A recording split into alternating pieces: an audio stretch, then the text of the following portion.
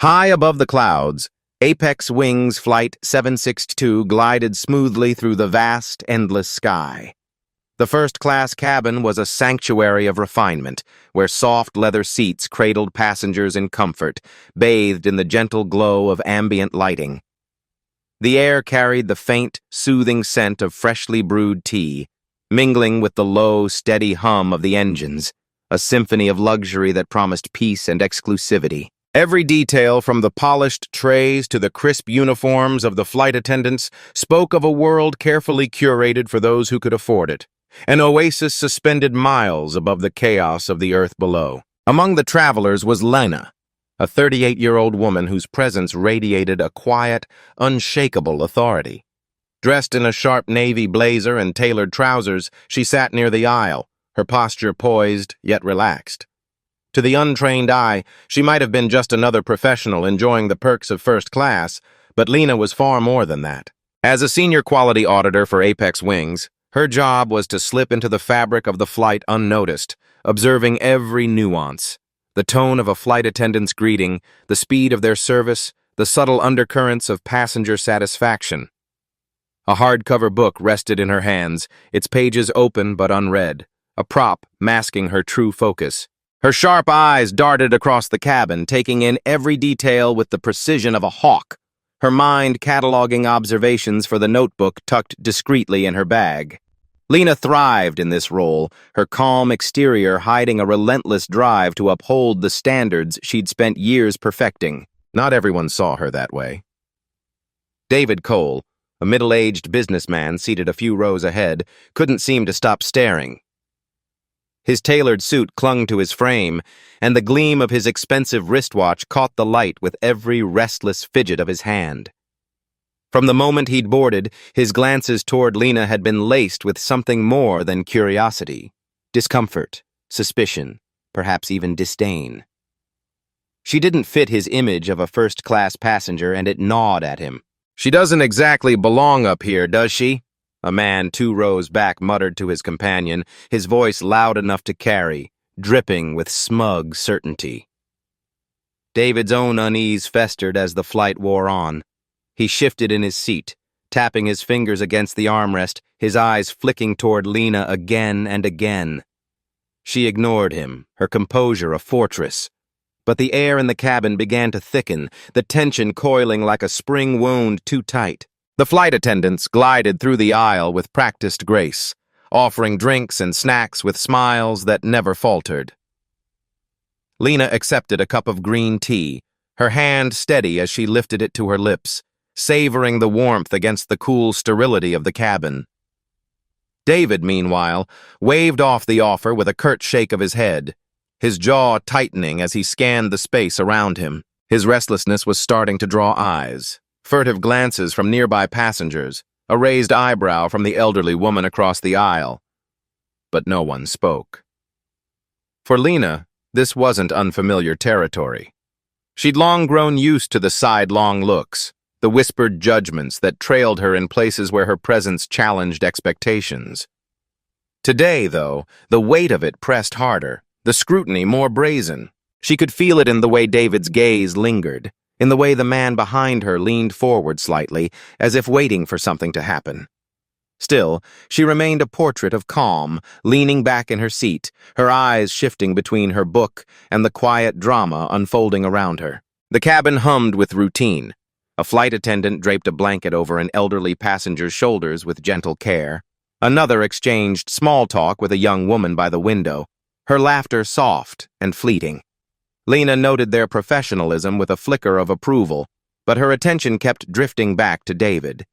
His movements had grown erratic, his fingers drumming faster, his shoulders hunching as if some invisible pressure were bearing down on him. He was a man teetering on the edge, his polished exterior cracking under the weight of whatever storm brewed inside him. The tension in the cabin pulsed, subtle but undeniable, like the first rumble of thunder on a clear day. Lena's instincts, sharpened by years of navigating human behavior, whispered that this flight was about to veer off course. Then it happened. A shout, sharp, jagged, and impossibly loud, tore through the tranquil hum of the cabin. "My bag! It's gone!" David's voice sliced the air like a knife, shattering the fragile peace. Every head swiveled toward him as he lurched to his feet, his face flushed a deep, angry red. "Someone's taken it!" he bellowed, his words echoing off the walls of the once serene space. The cocoon of first-class luxury unraveled in an instant, replaced by a ripple of unease that spread from seat to seat. Passengers craned their necks, some peering over headrests, others exchanging wide-eyed glances. The elderly woman clutched her blanket tighter, her lips parting in a silent gasp. The young woman by the window shrank back, her earlier laughter extinguished. David stormed into the aisle, his gestures wild and accusing as he bent to search beneath his seat. "It was right here," he muttered, his voice rising with each word. "Right under my seat, and now it's gone." The flight attendants converged on him, their smooth professionalism tinged with urgency. Sarah Blake, the lead attendant, stepped forward, her smile strained but intact. "Mr. Cole, please, let's stay calm," she said, her tone measured, a lifeline thrown into the chaos. "We'll help you find it. Are you sure it's not in the overhead bin or slid somewhere?" David whirled to face her, his eyes blazing. "I know where I put my bag," he snapped, his voice thick with indignation. "Someone took it. Someone here." The cabin bristled with tension, the air heavy with unspoken questions. A man across the aisle ventured a cautious suggestion. "Maybe it shifted during takeoff?" David dismissed him with a sharp wave, his frustration boiling over. "It didn't shift.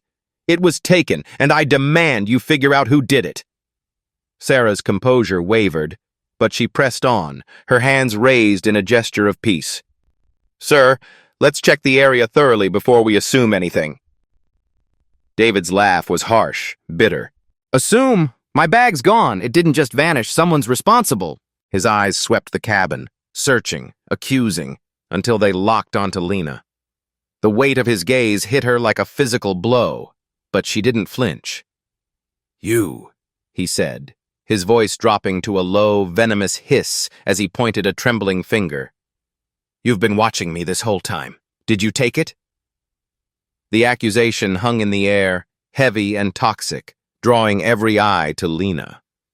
Her book closed with a soft thud, and she lifted her gaze to meet his, her expression a wall of unyielding calm.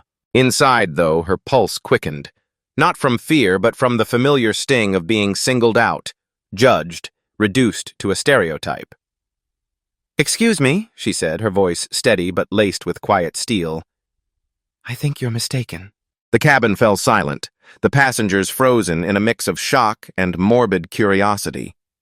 David took a step closer, his anger a living thing, palpable and raw. Sarah placed a hand on his arm, her voice urgent. "Mr. Cole, please sit down. We'll sort this out." He shook her off, his face twisting. "No! I know what I saw. She was watching me, waiting for her chance." Lena straightened in her seat, her hands resting lightly on the armrests, her eyes never leaving his. "I suggest you think very carefully before throwing around accusations you can't prove," she said, her tone cutting through his rage like a blade. The words landed hard, a warning wrapped in composure, and for a moment David faltered, his certainty cracking. Whispers rippled through the cabin, soft, urgent, a chorus of unease. The elderly woman clutched her blanket tighter, her eyes wide with worry. The young woman by the window bit her lip, glancing between Lena and David as if unsure where to place her allegiance. The man who'd spoken earlier shifted uncomfortably, his frown deepening. Lena could feel their stares, their silent judgments, but she held her ground, her gaze locked on David's. His anger wasn't just about a missing bag, she saw that now. It was deeper, uglier, rooted in a prejudice that had simmered beneath his polished surface from the moment he'd laid eyes on her. She was an outsider in his world, and that alone made her guilty in his mind. Before the standoff could escalate further, a new voice boomed through the cabin, deep and commanding. "What's going on here?" All eyes turned to Captain Jake Turner, a towering figure who'd emerged from the cockpit, his uniform crisp, his expression a mask of authority tempered by concern. The air shifted again, the tension pausing as if holding its breath. David's shoulders stiffened, but he didn't back down, his finger still aimed at Lena. "She took my bag," he insisted, though his voice wavered slightly under the captain's scrutiny. Lena's lips pressed into a thin line, her mind racing. She'd seen injustice before, felt its sting, but this was different. This was public, raw, and teetering on the edge of something explosive. Captain Turner stepped forward, his presence a steadying force in the chaos. "Everyone, take a breath," he said, his tone firm but calm. "We're going to figure this out, but not like this." He turned to David, his eyes narrowing slightly. "Sir, sit down. Now." David hesitated, his chest heaving, but the weight of the captain's authority pressed down on him. Reluctantly, he sank back into his seat, his glare still fixed on Lena. Turner's gaze shifted to her, softening just enough to convey respect. "Ma'am, I apologize for this disruption. We'll get to the bottom of it." Lena nodded, her composure unshaken, but inside a storm of emotions churned. She'd spent her career upholding fairness, ensuring systems worked as they should, yet here she was, a target of baseless suspicion. The irony wasn't lost on her, nor was the lesson. Justice, she knew, wasn't just a concept. It was a battle, fought in moments like these, against the misuse of power and the weight of unchecked bias. As the captain began directing the crew to search for the bag, Lena leaned back, her tea cooling in her hands, her mind already turning to what came next. The flight wasn't over, and neither was this story. The twist that awaited would leave them all stunned, a reckoning that would expose the fragility of privilege and the strength of truth. The atmosphere inside the cramped airplane cabin buzzed with an electric unease, a simmering tension that seemed to cling to every surface like humidity before a storm. David Cole's piercing gaze sliced through the dim light, moving with slow, deliberate intent from one passenger to the next, as though he were a hunter sizing up prey. His face, shadowed by a furrowed brow and a tightly clenched jaw, radiated a dark, simmering fury. When his eyes finally settled on Lena Harper, they didn't just pause, they locked onto her with a predatory focus, narrowing into slits as suspicion coiled tighter in his chest. "You," he hissed, his voice cutting through the hum of the engines like a shard of glass. "You've been staring at me ever since we took off, always glancing this way, pretending to bury your nose in that book. Did you take it?" "Did?" Lena Harper sat poised in her window seat, bathed in the faint glow of the reading light overhead. She didn't flinch under his scrutiny. Instead, she raised her head slowly, her movements measured and graceful, as if she were emerging from a deep, unshakable calm. The book in her hands, a worn paperback with dog-eared pages, rested lightly on her lap until she set it down on the tray table with a quiet thud that seemed louder in the charged silence. Her hazel eyes met his, steady and unflinching, her composure a stark contrast to the venom dripping from his words. "Excuse me?" she replied, her voice smooth but edged with an unyielding firmness that caught the attention of those nearby. "Are you accusing me of stealing your bag?" Her words hung in the air, not a question born of fear, but a challenge wrapped in quiet defiance. David took a step closer, his boots scuffing against the worn carpet of the aisle. The flight attendant, Sarah Blake, a woman with sharp features softened by exhaustion, reached out a hesitant hand to stop him, but he brushed past her as if she were nothing more than a fleeting shadow. "I find it awfully convenient," he snapped, his tone rising with every syllable, "that you've been keeping tabs on me this whole flight, and now my bag's gone. Care to explain yourself?" His broad shoulders loomed over her seat, his presence invasive, his breath quickening with the heat of his growing anger. Inside his mind a storm raged. Images of his missing bag, its contents spilling out in some unseen corner, fueling a paranoia that had taken root the moment he noticed it was gone. Lena leaned back ever so slightly, her posture relaxed yet radiating a quiet strength. Her lips curved into a faint, incredulous smile, not of amusement but of disbelief at the absurdity unfolding before her. "I don't owe you an explanation," she said, her voice cool and deliberate, each word chosen with care. "Your assumptions are baseless, and frankly, they're insulting." Her fingers brushed the edge of her book as if to reclaim the peace he'd shattered, but her eyes never left his. Beneath her calm exterior, a flicker of irritation stirred. Not at his accusation, but at the injustice of being targeted by a man too blinded by his own frustration to see reason. The cabin, already a tight knot of recycled air and restless bodies, seemed to constrict further as the confrontation unfolded. Passengers shifted in their seats, their curiosity piqued like moths drawn to a flame. A young woman with braided hair 2 rows back leaned toward her companion, whispering just loud enough for the words to drift. "He's losing it over a bag?" Her friend nodded, eyes wide, clutching a crumpled boarding pass as if it were a lifeline. Across the aisle, an older man with a graying beard sat stiffly, his hands folded in his lap, his silence a mixture of discomfort and disapproval. The tension thickened, a palpable weight pressing down on everyone, as if the plane itself held its breath. A hesitant voice broke through the murmur. A man seated across the aisle, his wiry frame hunched slightly as he adjusted his glasses. "Mr. Cole, maybe we should just let the crew handle this," he ventured, his tone cautious, almost pleading.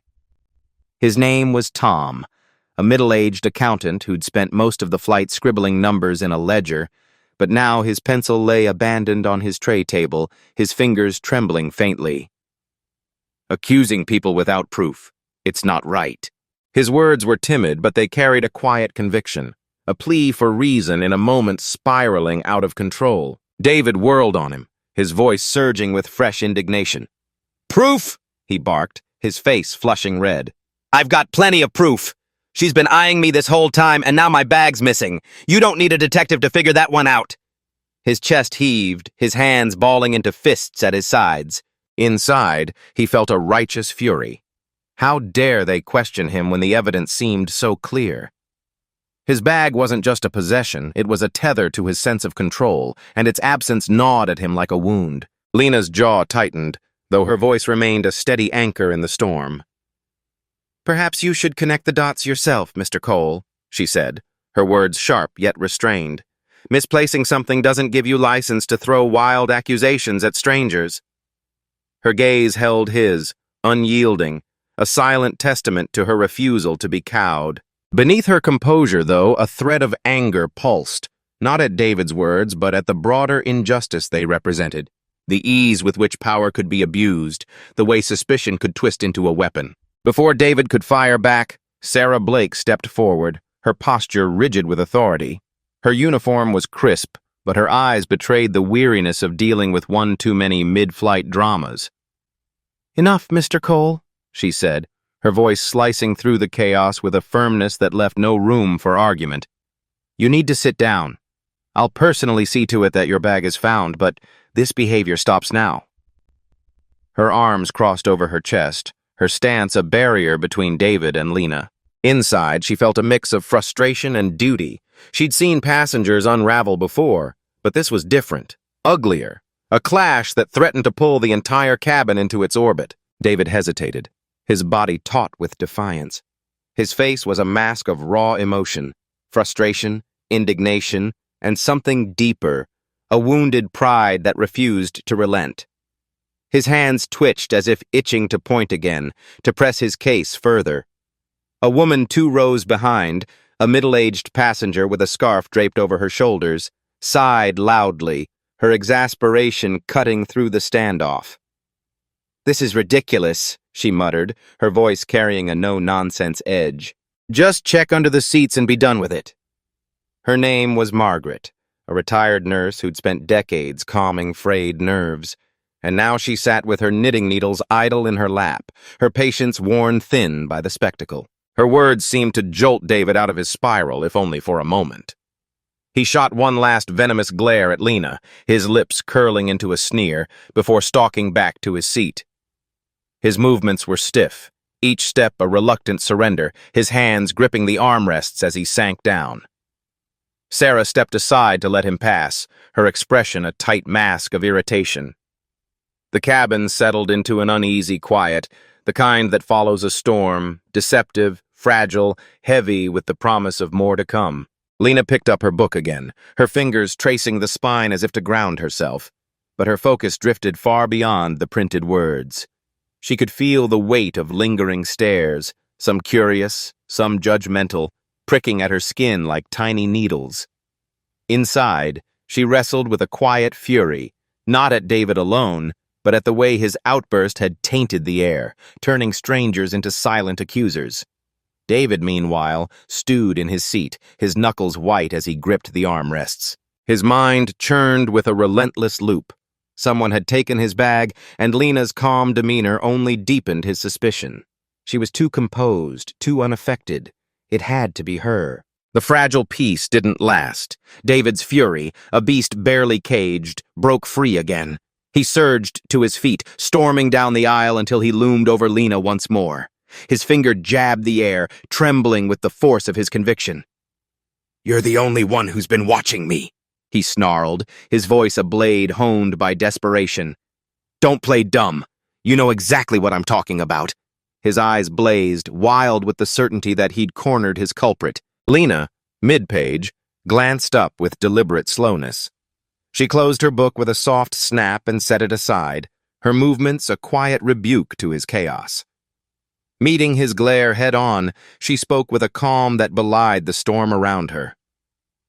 "I don't know what you mean," she said evenly. "I've been sitting here, reading. If your bag's missing, that's your problem, not mine." Beneath her words lay a steely resolve, a refusal to bend under the weight of his rage. Inside, she felt the sting of his persistence, the way it chipped away at her dignity. But she buried it deep, unwilling to give him the satisfaction of a crack in her armor. David's frustration erupted like a dam breaking. "Don't lie to me!" he shouted, his voice reverberating off the cabin walls. "You've been watching me since we boarded, waiting for your chance. Where is it?" His accusation drew a sharp gasp from a nearby passenger, a teenage girl clutching a phone, her wide eyes darting between David and Lena. Whispers swelled into a low roar as the confrontation escalated, some passengers craning their necks for a better view, others shrinking back, their discomfort palpable in the tight space. Lena's expression didn't waver, but her voice took on a harder edge, like steel wrapped in silk. "You're making serious claims with nothing to back them up," she said. "I suggest you stop before you make a bigger fool of yourself." Her words were a mirror, reflecting his recklessness back at him, a lesson in the consequences of unchecked power. Inside, she felt a surge of defiance. She wouldn't let him paint her as a villain, not when his own actions were the true crime. David's face darkened, his fists clenching tighter. "Evidence? Your guilt's written all over you," he spat, his voice trembling with the weight of his conviction. A woman seated a row behind Lena, a shy librarian named Clara, spoke up, her voice soft but clear. "Mr. Cole, maybe you should step back," she said, her hands twisting nervously in her lap. "It's not fair to accuse someone without proof." Her intervention was tentative, but it carried the weight of someone who'd spent her life valuing justice over chaos. David spun to face her, his anger flaring anew. "Stay out of this," he snapped. "You don't know what's happening here." Clara flinched, retreating into her seat, her courage extinguished by his venom. The cabin buzzed louder, a chorus of disapproval mingling with murmurs of support for David's suspicions. Lena took a slow, steadying breath, her calm a fortress against the rising tide. "If you've lost your bag, Mr. Cole, that's unfortunate," she said, "but I won't let you harass me because you're upset." Her words were a stand against his tyranny, a reminder that justice couldn't be twisted into a tool for personal vendettas. David loomed closer, his shadow falling over her. "Harass you? You're dodging my question. If you're so innocent, why are you so defensive?" His voice dripped with accusation, his mind racing with imagined scenarios. Lena slipping away with his bag, her calm a mask for cunning. Lena rose slightly in her seat, her gaze locking with his, unflinching. "Defensive? No," she said, her tone cutting through his bluster. "I'm standing up for myself. I won't be your scapegoat because you can't handle your own mistakes." Her words landed like a gavel, a quiet condemnation of his abuse of power. Tom, the accountant across the aisle, spoke again, his voice firmer now, emboldened by Lena's resolve. "David, enough," he said, pushing his glasses up his nose. We're all just trying to get through this flight. Sit down and let the crew deal with it. His intervention was a plea for peace, but it carried a weight born of watching the scene spiral too far. David turned on him, his anger spilling over. Deal with it? They're doing nothing. My bag's gone and she knows something. His voice cracked with desperation, his world shrinking to the singular focus of his loss. Sarah Blake hurried over, her footsteps quick and purposeful. Mr. Cole, that's enough, she said, stepping between him and Lena, her voice a whip-crack of authority. Return to your seat. We're handling this. Her eyes flashed with a mix of exasperation and resolve. She'd dealt with unruly passengers before, but David's relentless aggression tested her limits. David's chest heaved, his gaze still boring into Lena. She's hiding something, he insisted, his voice dropping to a menacing growl. Sarah's tone hardened. Sir, step away now. This is unacceptable. Her stance was unyielding, a shield against his chaos. David lingered, defiance etched into every line of his face, but he finally took a grudging step back. This isn't over, he muttered, jabbing a finger at Lena before retreating to his seat. The cabin hummed with tension, passengers exchanging glances, some sympathetic to Lena, others avoiding her entirely, their silence a louder judgment than words. Lena reached for her book, her hands steady despite the storm swirling around her. She felt the weight of their stares, the unspoken accusations that lingered like smoke, but she refused to let them seep into her core. A man nearby leaned toward his companion, his whisper carrying just far enough. Maybe he's right. She's too quiet. Seems suspicious, doesn't it? Lena's grip on her book tightened, but she didn't respond. She knew the danger of feeding the fire, the way words could twist truth into something unrecognizable. Sarah lingered nearby, her face taut with strain. She shot Lena an apologetic glance, a silent acknowledgement of the unfairness, before turning back toward the galley. Lena nodded faintly, but the gesture did little to ease the unease simmering in the air. The cabin settled into a brittle calm, a peace as thin as glass. David sat rigid, his arms crossed, his eyes flicking toward Lena every few seconds, a predator waiting for an opening. The silence pressed down, oppressive and fragile, until his voice shattered it once more. I want the captain involved, he declared, loud enough for all to hear. This isn't being handled right. Sarah turned back, her exasperation plain. Mr. Cole, please, she began, but he cut her off, rising again. No, this is unacceptable. If no one here will act, I'll make sure someone does. The intercom crackled to life, a deep, steady voice cutting through the chaos. This is Captain Turner. I understand there's a situation in the cabin. I'll be out shortly to address it. The announcement rippled through the passengers, a mix of relief and apprehension settling over them. David sank back into his seat, a triumphant smirk tugging at his lips, as if he'd just claimed victory.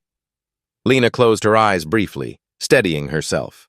With Captain Turner stepping in, the clash between her and David teetered on the edge of a reckoning, a moment where justice might finally prevail over the chaos of unchecked power. Footsteps echoed down the aisle, firm and deliberate. Captain Jake Turner emerged from the cockpit, his crisp uniform gleaming under the cabin lights, his presence a commanding force that silenced the murmurs instantly. Tall and broad-shouldered, with a face weathered by years of responsibility, he stood at the center of the cabin, his deep voice slicing through the strained hush. Ladies and gentlemen, he said, his tone calm but unyielding. I understand there's been a disruption. Let's resolve this quickly and peacefully. Before anyone could respond, David shot to his feet, his finger jabbing toward Lena once more. Finally, someone who'll do something, he exclaimed, his voice sharp with vindication. That woman has my bag. I've been saying it from the start. His eyes burned with a feverish certainty, his body trembling with the weight of his crusade. Inside, he felt a surge of triumph. Here was authority. Here was justice, ready to vindicate him. Turner raised a hand, his gesture a quiet command for silence. Sir, let's proceed in an orderly fashion, he said firmly, turning to Sarah. What's the situation? Sarah hesitated, her fingers brushing the edge of her clipboard. "Mr. Cole believes his bag's been taken, Captain," she replied, gesturing toward Lena, who sat resolute, her book now closed on her lap. "He's accused this passenger, but we haven't searched thoroughly yet," David interjected, his voice surging again. "You don't need a search. She's the one acting suspicious. Just check her bag and we're done." His words were a plea wrapped in fury, a demand for the world to bend to his version of truth. But beneath his bluster lay a deeper lesson, one he couldn't yet see, that justice, when twisted by desperation, becomes its own kind of tyranny. Lena met Turner's gaze, her calm unshaken. Inside, she felt the weight of the moment, a chance for reason to prevail, for the consequences of David's recklessness to come into sharp relief. The cabin held its breath, the air thick with anticipation, as the clash between accusation and truth reached its tipping point. The air inside the cramped airplane cabin felt thick, almost suffocating, as Lena Harper sat rigid in her seat, her sharp green eyes narrowing into slits while she stared up at Captain Jake Turner. Her chest rose and fell with measured breaths, each one laced with a quiet fury she could barely contain. When she spoke, her voice sliced through the stillness, steady, deliberate, but edged with a bitterness that made the passengers around her shift uncomfortably. "So, let me make sure I've got this right," she began, tilting her head slightly as if trying to unravel some absurd puzzle. "You're going to zero in on me, rummage through my personal belongings, all because one man, who by the way has nothing but his own wild imagination to back him up, points a finger my way?" Her words hung in the air, sharp and accusing, daring the captain to justify himself. Jake Turner stood tall in his crisp uniform, but beneath the surface his jaw clenched tight, a faint twitch betraying the strain he felt. The weight of dozens of eyes, passengers craning their necks, whispering behind their hands, pressed down on him like a physical force. He could sense the tension spiraling, threatening to erupt into chaos if he didn't act fast. Yet he also knew how fragile his authority had become in this moment, teetering on the edge of reason and resentment. Clearing his throat, he chose his words with the precision of a man walking a tightrope. "This isn't about targeting you personally, Ms. Harper," he said, his tone calm but firm, though a flicker of unease danced in his brown eyes. "It's just a standard procedure to settle this dispute quickly. I'm asking for your cooperation, ma'am. Nothing more." His voice carried the weight of someone desperate to maintain control, but to Lena it sounded hollow, rehearsed. Lena leaned back in her seat, her posture stiff and unyielding, like a statue carved from defiance. She crossed her arms, her fingers tapping lightly against her elbow as she mulled over his explanation. "Procedure?" she echoed, her voice dripping with incredulity, each syllable slow and deliberate. "Since when does procedure mean bending over backwards for one person's baseless suspicions? Or is this just a convenient little loophole you trot out when it suits you?" Her gaze bore into him, unrelenting, as if she could see straight through the facade he was clinging to. Around her, the cabin buzzed with restless energy, passengers exchanging glances, some nodding faintly in agreement, others frowning in disapproval. David Cole, the man who'd sparked this mess, sat a few rows ahead, his arms crossed tightly over his chest, his lips curled into a smug scoff, his dark hair slightly disheveled from the way he'd been raking his hands through it in frustration. "See? She's dodging the issue," he snapped, his voice loud enough to carry over the hum of the engines. "If she's got nothing to hide, what's the big deal about showing us her bag?" His tone was brash, dripping with self-righteous certainty, as if he'd already won the argument in his own mind. He leaned forward slightly, his broad shoulders hunched, daring anyone to challenge him. A gruff voice piped up from a few rows back, belonging to a middle-aged man with a scruffy beard and a rumpled jacket. "Yeah, just open the damn thing already," he grumbled, his annoyance palpable as he shifted in his cramped seat.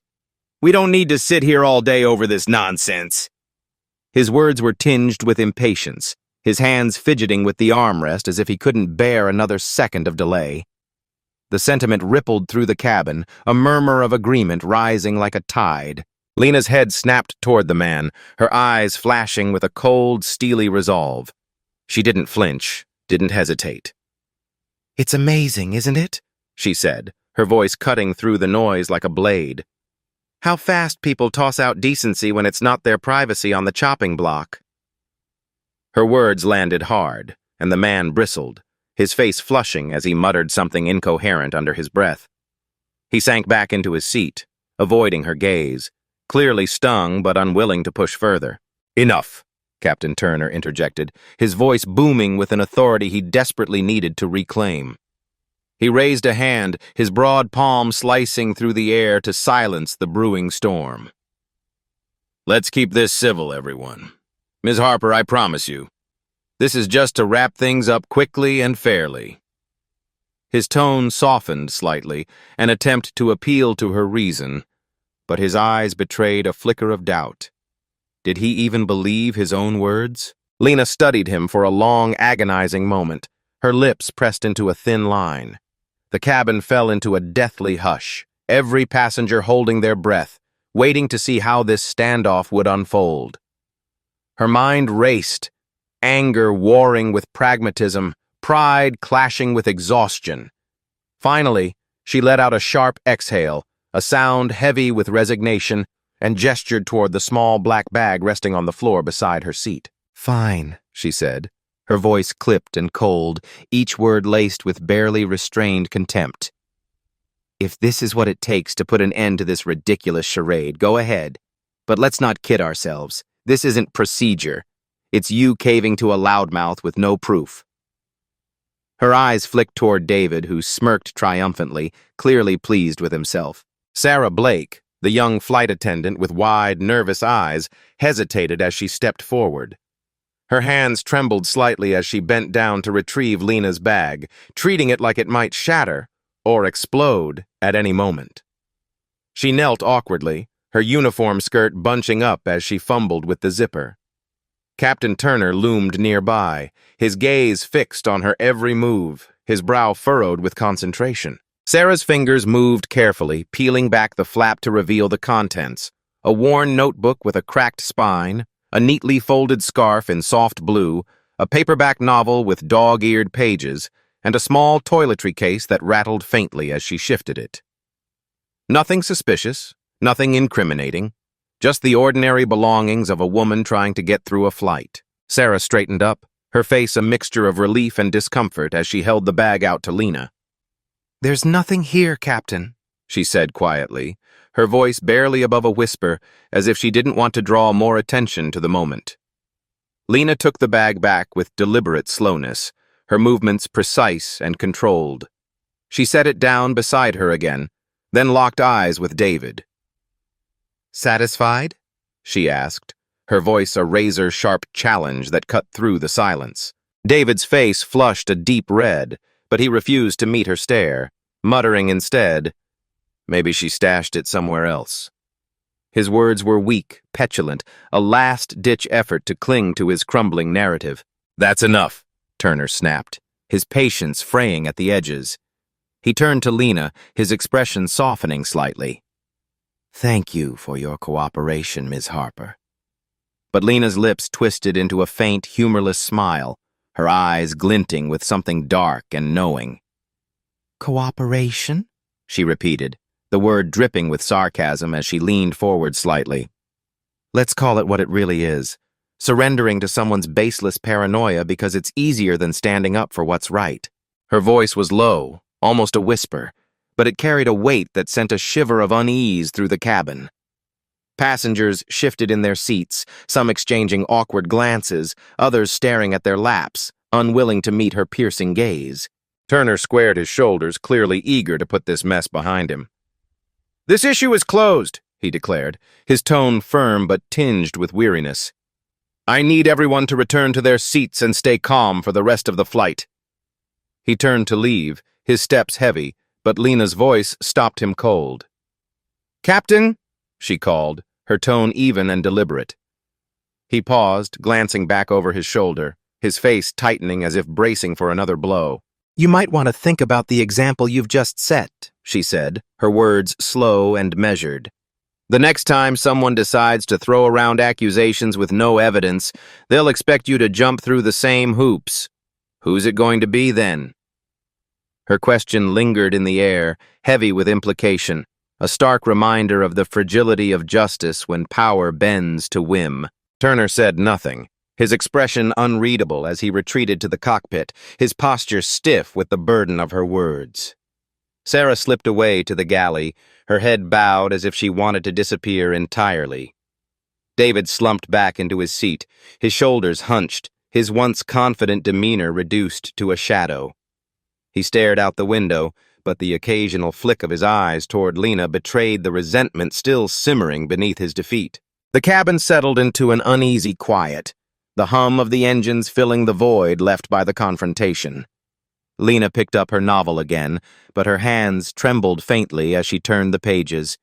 She'd faced down the storm, but the weight of being singled out, of having her dignity stripped bare in front of strangers, clung to her like damp fabric. As she zipped her bag shut and slid it back under her seat, the tension in the cabin seemed to thicken, every passenger hyper-aware of the drama that had unfolded. Captain Turner stood frozen for a moment, his mind clearly racing as he calculated how to wrest back control. David, however, couldn't let it go. His frustration boiled over, uncontainable as he leaned forward in his seat. "This doesn't prove a damn thing," he barked, his voice sharp and defiant, cutting through the fragile calm. "She could have hidden it anywhere. Someone needs to search the whole damn plane." Before Jake could respond, a new voice sliced through the tension, firm and unyielding. "Mr. Cole," said Margaret Olson, an elderly woman seated a few rows back. Her tone was laced with exasperation, her weathered face set in a scowl as she pointed a gnarled finger toward David's chair. "Your bag is under your seat. It slid there during takeoff. I saw it with my own 2 eyes." Her words landed like a thunderclap, and every head swiveled toward her, then to David, whose face drained of color in an instant. "What?" he stammered, his bravado crumbling as he blinked at her in disbelief. Margaret didn't waver, her sharp gray eyes locked on him. "You heard me," she said, her voice steady as stone. "Check under your seat before you go accusing anyone else of stealing." A murmur rippled through the cabin, a mix of disbelief and disdain washing over the passengers as they turned their attention to David. Jake's patience snapped. "Mr. Cole," he said sharply, his tone brooking no argument. "Please check." David hesitated, his pride warring with the sinking realization that he might be wrong. Slowly, reluctantly, he bent down, his movements stiff and awkward. His hand groped under the seat, fumbling for a moment before emerging with a sleek black leather bag. The very one he'd claimed was stolen. A collective gasp swept through the cabin, followed by a heavy, stunned silence. David straightened up, clutching the bag like it was a lifeline, his mouth opening and closing as he struggled to find words that wouldn't come. "Well," Margaret huffed, leaning back in her seat with a satisfied nod, "I suppose that clears things up." The silence that followed was suffocating, thick with the weight of David's humiliation. No one moved, as if the entire cabin had agreed to let him stew in his mistake a little longer. Lena broke the stillness, her voice cool and cutting. "Looks like your thief was innocent all along," she said, her gaze locking onto David with an intensity that made him squirm. He turned to her, his face a mess of embarrassment and defiance.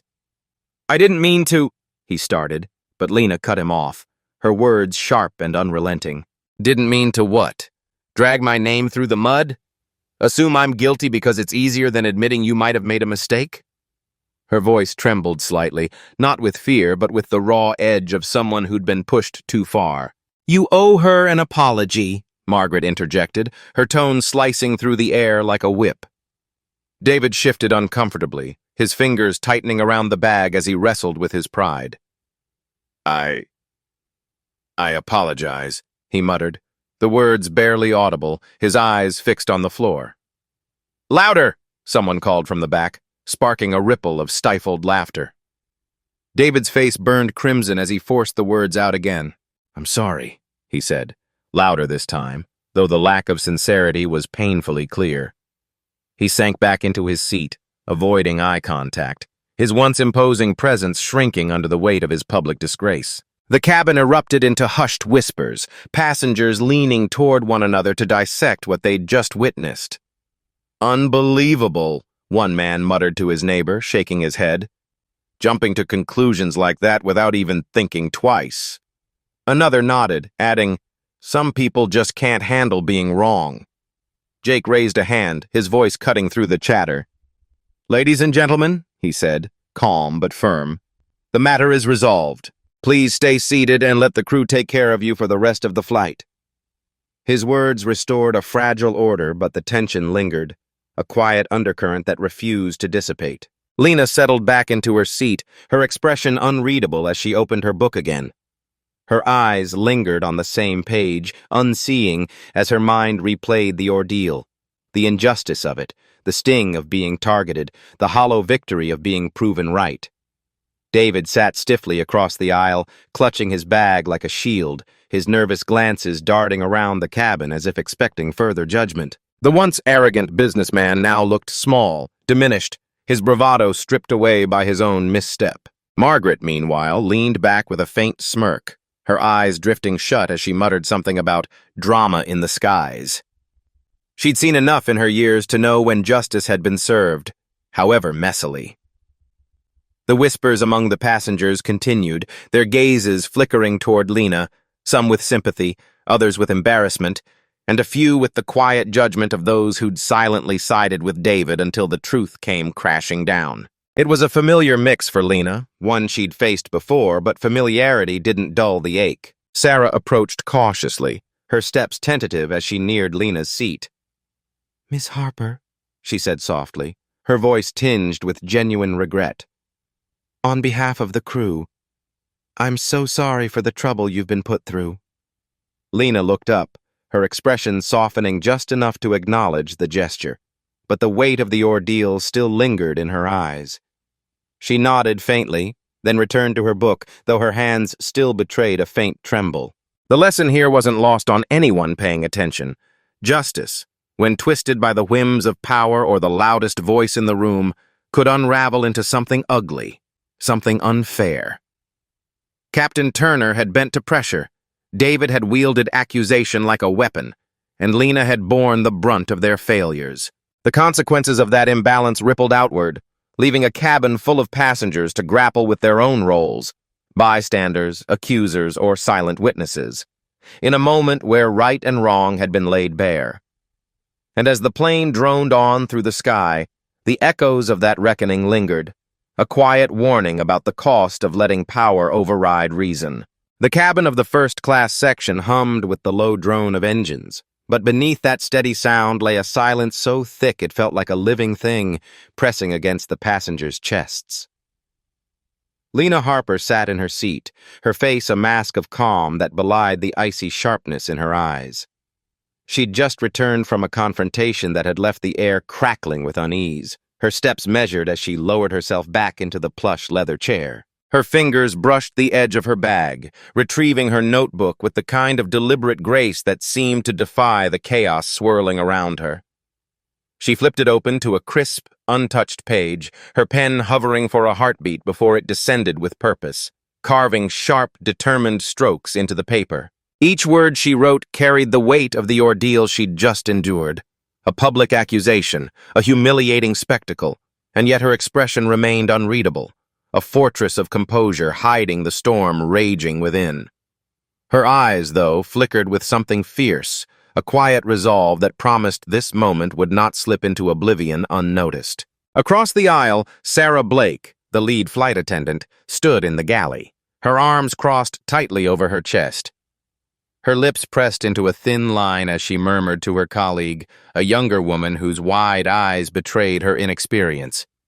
Sarah's earlier confidence, the crisp authority she'd worn like a uniform, had frayed at the edges, replaced by a gnawing uncertainty. She stole a glance toward Lena, her brow furrowing as if weighing whether to approach, to offer some belated apology or explanation. But she didn't move. The memory of Lena's cold dismissal, that's one way to put it, still stung, a reprimand that had left Sarah flushed and scrambling for words she couldn't find. Now she lingered in the shadows of the galley, her hands fidgeting with the hem of her apron, wondering how a routine flight had unraveled into this mess. The passengers, once chatty and relaxed in the luxury of first class, now sat in a strained hush, their earlier camaraderie shattered.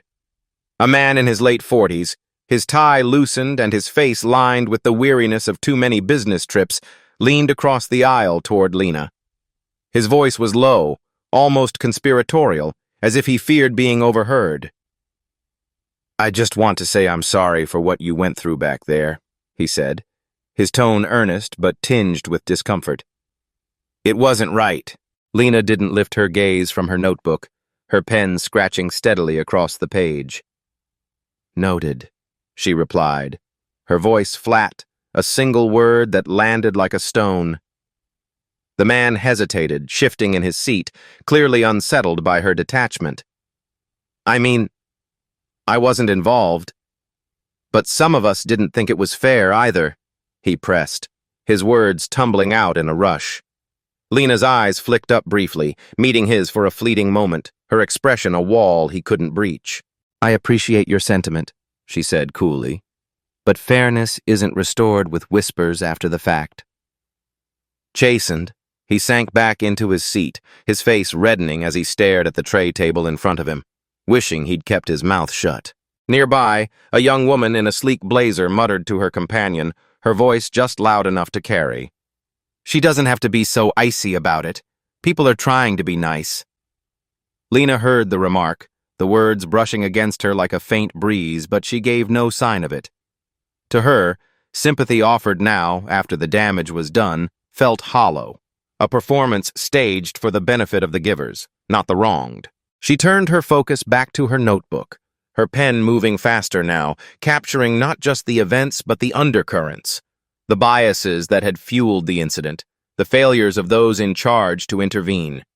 This wasn't just a record, it was a weapon, a means to hold a mirror up to a system that had let her down. At the front of the cabin, Captain Jake Turner emerged briefly from the cockpit, his broad shoulders filling the doorway as he surveyed the passengers with a neutral gaze. His uniform was pristine, his cap tucked under his arm, but there was a stiffness in his posture that hinted at unease. His eyes landed on Lena for a moment, lingering there as if searching for something, perhaps an acknowledgement, perhaps a challenge, but he said nothing. Then, just as quickly, he retreated, the cockpit door clicking shut behind him. The passengers noticed. A man in a gray suit leaned toward his seatmate, his voice a harsh whisper. What kind of leadership was that? He just caved to that guy's demands without thinking. Should have diffused it earlier.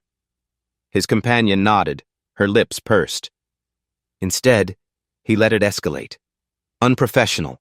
The murmurs spread, a quiet rebellion against the captain's inaction, and even those who hadn't initially sided with Lena now felt a pang of second-hand embarrassment, their trust in the airline's authority shaken. David Cole, the man at the center of it all, sat 2 rows ahead, his knuckles white as he gripped the armrests.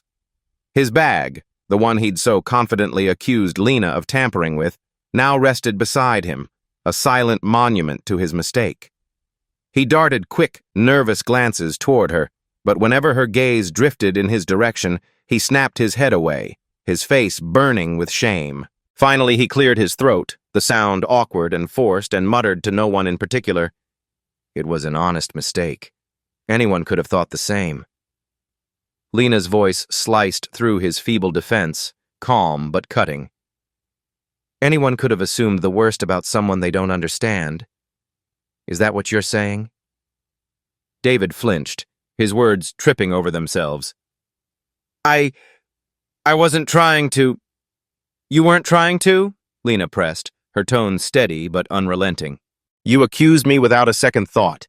You humiliated me in front of everyone here, and now you think an excuse fixes it? The cabin seemed to hold its breath.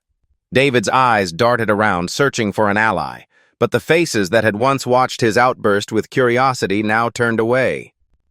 The whispers that had briefly defended him fell silent, leaving him exposed. I said I was sorry, he mumbled, his voice barely audible, a weak attempt to deflect the weight of her words. No, Lena corrected, her tone firm. You didn't. You muttered an apology like it was a burden to unload, not an admission of what you did. Even now, you're more embarrassed about being wrong than sorry for what you put me through. David slumped deeper into his seat, his shoulders curling inward as if he could disappear into the upholstery. The man who'd once stood tall with misplaced confidence now looked small, diminished by the consequences of his own actions. The tension in the cabin thickened, a heavy fog that settled over every passenger. A cough echoed from the back, followed by the faint clink of a glass against a tray. But these small sounds did nothing to break the unease. In the galley, Sarah and her colleague exchanged strained glances, their hushed conversation growing more urgent. Sarah's fingers twisted a stray lock of hair as she whispered, "We should have stepped in sooner. This is on us too." Her colleague nodded, her hands trembling slightly as she clutched a stack of napkins, her inexperience laid bare by the weight of the moment.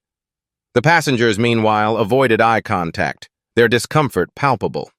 The incident had peeled back the veneer of civility, exposing the raw edges of human judgment and the fragility of trust. Behind Lena, a man in his 50s leaned forward, his voice cautious but warm. "Excuse me, ma'am," he said, adjusting his glasses. "I just wanted to say I admire how you handled yourself. You didn't let him bully you." Lena paused, her pen stilling for a moment, then turned slightly to meet his gaze. "Thank you," she said evenly. "But handling myself shouldn't have been necessary. The crew should have stepped in long before it got to this." He nodded, his expression softening with agreement. "You're right. Someone should have done better." His words hung there, a quiet acknowledgement of the broader failure, and he settled back into his seat, his respect for her evident in the way he watched her continue her work. As the flight wore on, the cabin settled into an uneasy truce, but the echoes of the confrontation lingered like a shadow that wouldn't lift. David remained silent, his head bowed, his earlier bravado replaced by a hunched, defeated posture. Lena, meanwhile, wrote on, her focus unyielding. Each sentence she penned was a brick in the foundation of something bigger, a determination to hold not just David accountable, but the entire system that had allowed his prejudice to fester unchecked. This wasn't just about one man's mistake. It was about a culture that turned a blind eye to injustice until it was too late. The plane began its descent, the engines shifting to a lower pitch as the ground drew closer. When it touched down, the wheels hit the tarmac with a jarring thud, screeching as the aircraft slowed to a crawl. The intercom crackled with routine announcements, safety reminders, gate information, but the words felt empty, drowned out by the charged silence that still gripped the cabin. Passengers unbuckled their seatbelts, the rustle of movement cutting through the stillness. But Lena remained seated, watching with calm detachment as others scrambled for their bags. David, in contrast, was a flurry of motion, yanking his bag from under the seat with clumsy haste. His face was a mask of frustration and shame, his eyes avoiding the judgmental stares he felt boring into him. "Guess he's in a hurry now," someone muttered, the words sharp enough to sting. David froze for a split second, then quickened his pace, nearly tripping as he stumbled into the aisle and toward the exit. At the front, Captain Jake stood by the door, his expression a blank slate as he nodded to departing passengers. His farewells were rote, mechanical, but his eyes betrayed a flicker of apprehension. He knew the fallout was coming, perhaps a formal complaint, perhaps worse, and he braced himself as Lena rose from her seat. She slung her bag over her shoulder, her movements fluid and assured, and walked toward the exit with a quiet confidence that seemed to command the space around her. The storm had passed, but its lessons lingered, heavy with the promise of justice and the stark reminder that power, when wielded carelessly, left scars that apologies couldn't erase. As Lena Harper stepped forward, the air around her seemed to shift, charged with an unspoken authority that rippled through the crowded cabin. The passengers nearest to her instinctively parted, their movements subtle yet deliberate, as if sensing the weight of her presence. No one uttered a word, but the faint rustle of shifting bags and the shuffle of feet cleared a path toward the exit. Jake Turner, the captain of Apex Wings Flight 762, straightened in his uniform, his posture stiffening as her eyes locked onto his. He'd anticipated perhaps a flicker of deference, a softening of her demeanor after the ordeal they'd all just endured. But Lena offered no such reprieve. She stopped mere inches from him, her stance unwavering, her gaze piercing through the veneer of his authority like a blade. "Captain Turner," she said, her voice a quiet thunder, steady and resolute. "What you did today, or failed to do, will linger in the minds of everyone on this plane." Jake blinked, his composure faltering for a split second. The words hit him like a gust of wind he hadn't braced for. "Miss Harper, he began, his tone fumbling for footing, but she silenced him with a raised hand, a gesture so definitive it seemed to carve the moment into stone.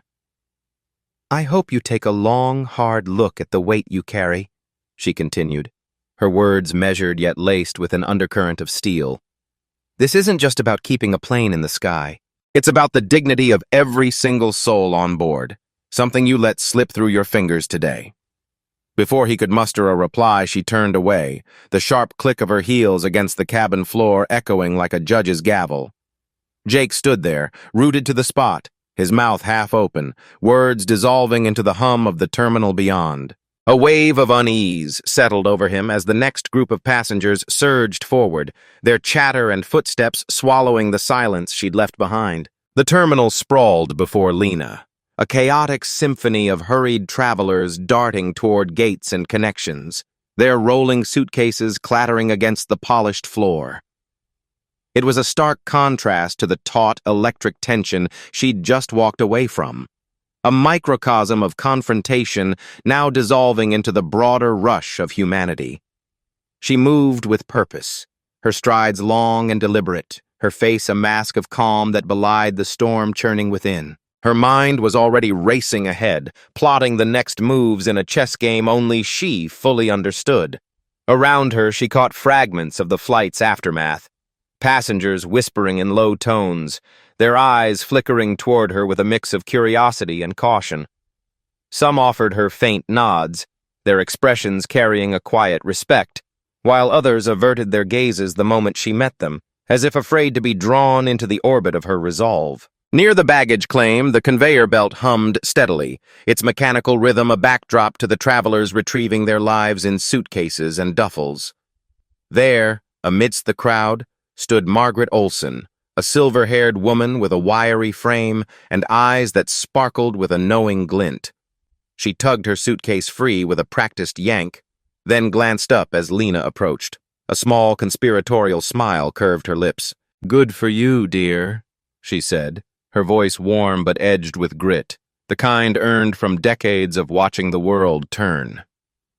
"Standing your ground back there, that took guts. Not enough people do it anymore." Lena dipped her head in acknowledgement, the faintest trace of a smile tugging at her own lips. "Thank you," she replied softly. "It shouldn't have come to that, but I'm grateful for your support.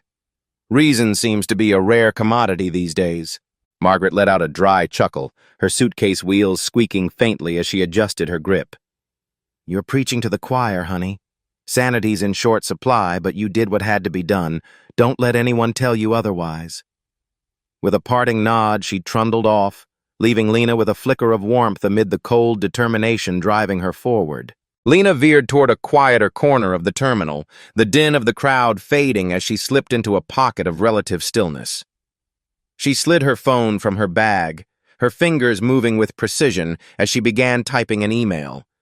The report she'd mentally drafted during the flight was already taking shape, a raw framework of facts and indignation she'd refine later into a weapon of change. This wasn't going to end with a tense exchange in a plane cabin. It was headed straight for the desks of Apex Wing's upper management, where it belonged. Her thoughts briefly drifted to David Cole, the man whose baseless accusation had sparked it all. He'd vanished from the baggage area in a flurry of hurried steps, his head ducked low as if he could outrun the consequences of his actions. Lena didn't harbor hatred for him, not exactly. To her, David wasn't just a single fool with a loud mouth. He was a symptom, a glaring red flag of a deeper rot. His rash judgment, born of unchecked bias, thrived in a system that failed to uproot it. She closed her eyes for a moment, drawing a slow breath to steady herself. The sting of public humiliation still burned, but she wouldn't let it fester into bitterness. Instead, it would fuel something greater, a reckoning for Apex Wings and beyond. Her phone buzzed, jolting her back to the present. A glance at the screen revealed a reminder for her next meeting, but that could wait. First, there was a report to finish, a system to challenge, and a fire to stoke. Adjusting the strap of her bag, Lena strode toward the airport lounge, her resolve hardening with every step. This wasn't about settling a personal score. It was about dismantling the machinery that let power run amok and justice erode. She settled into a plush chair in the lounge's quietest corner, the ambient chatter of travelers fading into a distant murmur. Her laptop clicked open with a sound that felt almost ceremonial, and as the screen flared to life, Lena's fingers hovered over the keys, poised to strike. This wasn't just a recounting of Flight 762's events. It was a manifesto, a call to arms against the failures that had allowed her dignity to be trampled. Her opening lines cut straight to the core. I, Lena Harper, a senior quality auditor for Apex Wings, bore witness to, and personally endured, a chain of events on Flight 762 that exposed profound cracks in our airline's operational backbone and cultural soul. She typed with a rhythm born of conviction, detailing every moment from David Cole's shrill accusation of theft to the crew's limp response and Captain Jake Turner's spineless inaction. The facts unfolded with clinical precision. How David, a passenger with no evidence beyond his own prejudice, had pointed a finger at her, his voice rising over the hum of the engines. How the flight attendants had exchanged nervous glances but done nothing to intervene. How Jake, the man entrusted with command, had let the situation spiral, siding with the loudest voice rather than the truth. But Lena didn't stop at the surface. She dug deeper, her analysis slicing into the heart of the matter. The crew's hesitation wasn't just incompetence. It was a failure of courage, a willingness to let one passenger's bias dictate the fate of another. Jake's choice to single her out, to amplify a lie rather than quash it, wasn't a mere misstep. It was a betrayal of the trust passengers placed in him. She paused, her fingers trembling slightly, not from fear, but from the weight of what she was building. Criticism alone wouldn't suffice. She needed to offer a path forward. With renewed focus, she outlined her solutions. Mandatory training on unconscious bias for every employee, from the cabin crew wiping down trays to the executives sipping coffee in corner offices. Prejudice doesn't announce itself, she wrote. It hides in snap judgments and quiet complacency. We must equip our people to see it, name it, and stop it in its tracks. She proposed clear protocols for handling disputes, step-by-step guidelines to ensure no crew member ever stood frozen again, paralyzed by indecision. And she called for a cultural overhaul, a seismic shift toward inclusion that didn't just pay lip service to respect, but wove it into the fabric of every interaction. Apex Wings can't just react to crises, she typed, her words growing bolder. It must preempt them, fostering an environment where dignity isn't negotiable. As she wrote, Lena's thoughts circled back to Jake. She didn't spare him, but she didn't demonize him either. He'd buckled under pressure, yes, but his failure was a symptom of a broader disease. Poor training, weak leadership, a system that rewarded compliance over justice. His actions had set a dangerous precedent, eroding the airline's credibility. But they also offered a lesson. Power without accountability was a recipe for chaos. She leaned back, scanning her work. The report was meticulous, its tone unflinching yet professional, a balance of raw experience and calculated strategy. She added a final flourish. This isn't just a critique, it's a roadmap. Apex Wings' reputation hinges not on dodging mistakes, but on rising to meet them.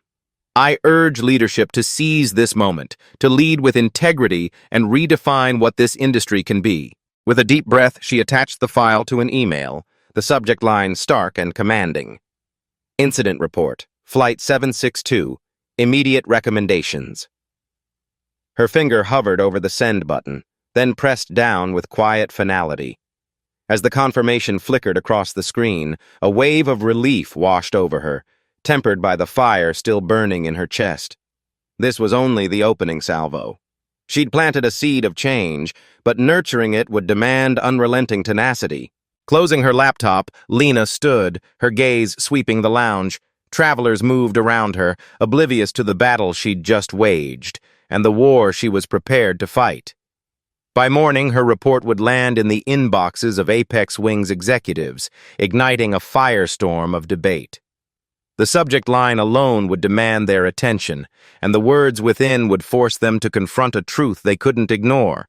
Justice, when ignored, exacts a price, and Lena Harper was here to collect it. The report lay sprawled across the conference table like an uninvited guest who refused to leave, its pages brimming with details so precise, so unrelenting, that they demanded attention. It wasn't merely a dry summary of what had gone wrong, it was a glaring spotlight trained on Apex Wing's deepest flaws, exposing a tangled web of mismanagement, unchecked biases, and a callous disregard for the passengers they claimed to serve. In a dimly lit virtual meeting room, the glow of laptop screens illuminated the tense faces of senior executives, their voices thick with urgency. "This is damning," one of them muttered, a man with graying hair and a furrowed brow, his fingers drumming nervously against his desk. "If this leaks, our reputation's toast.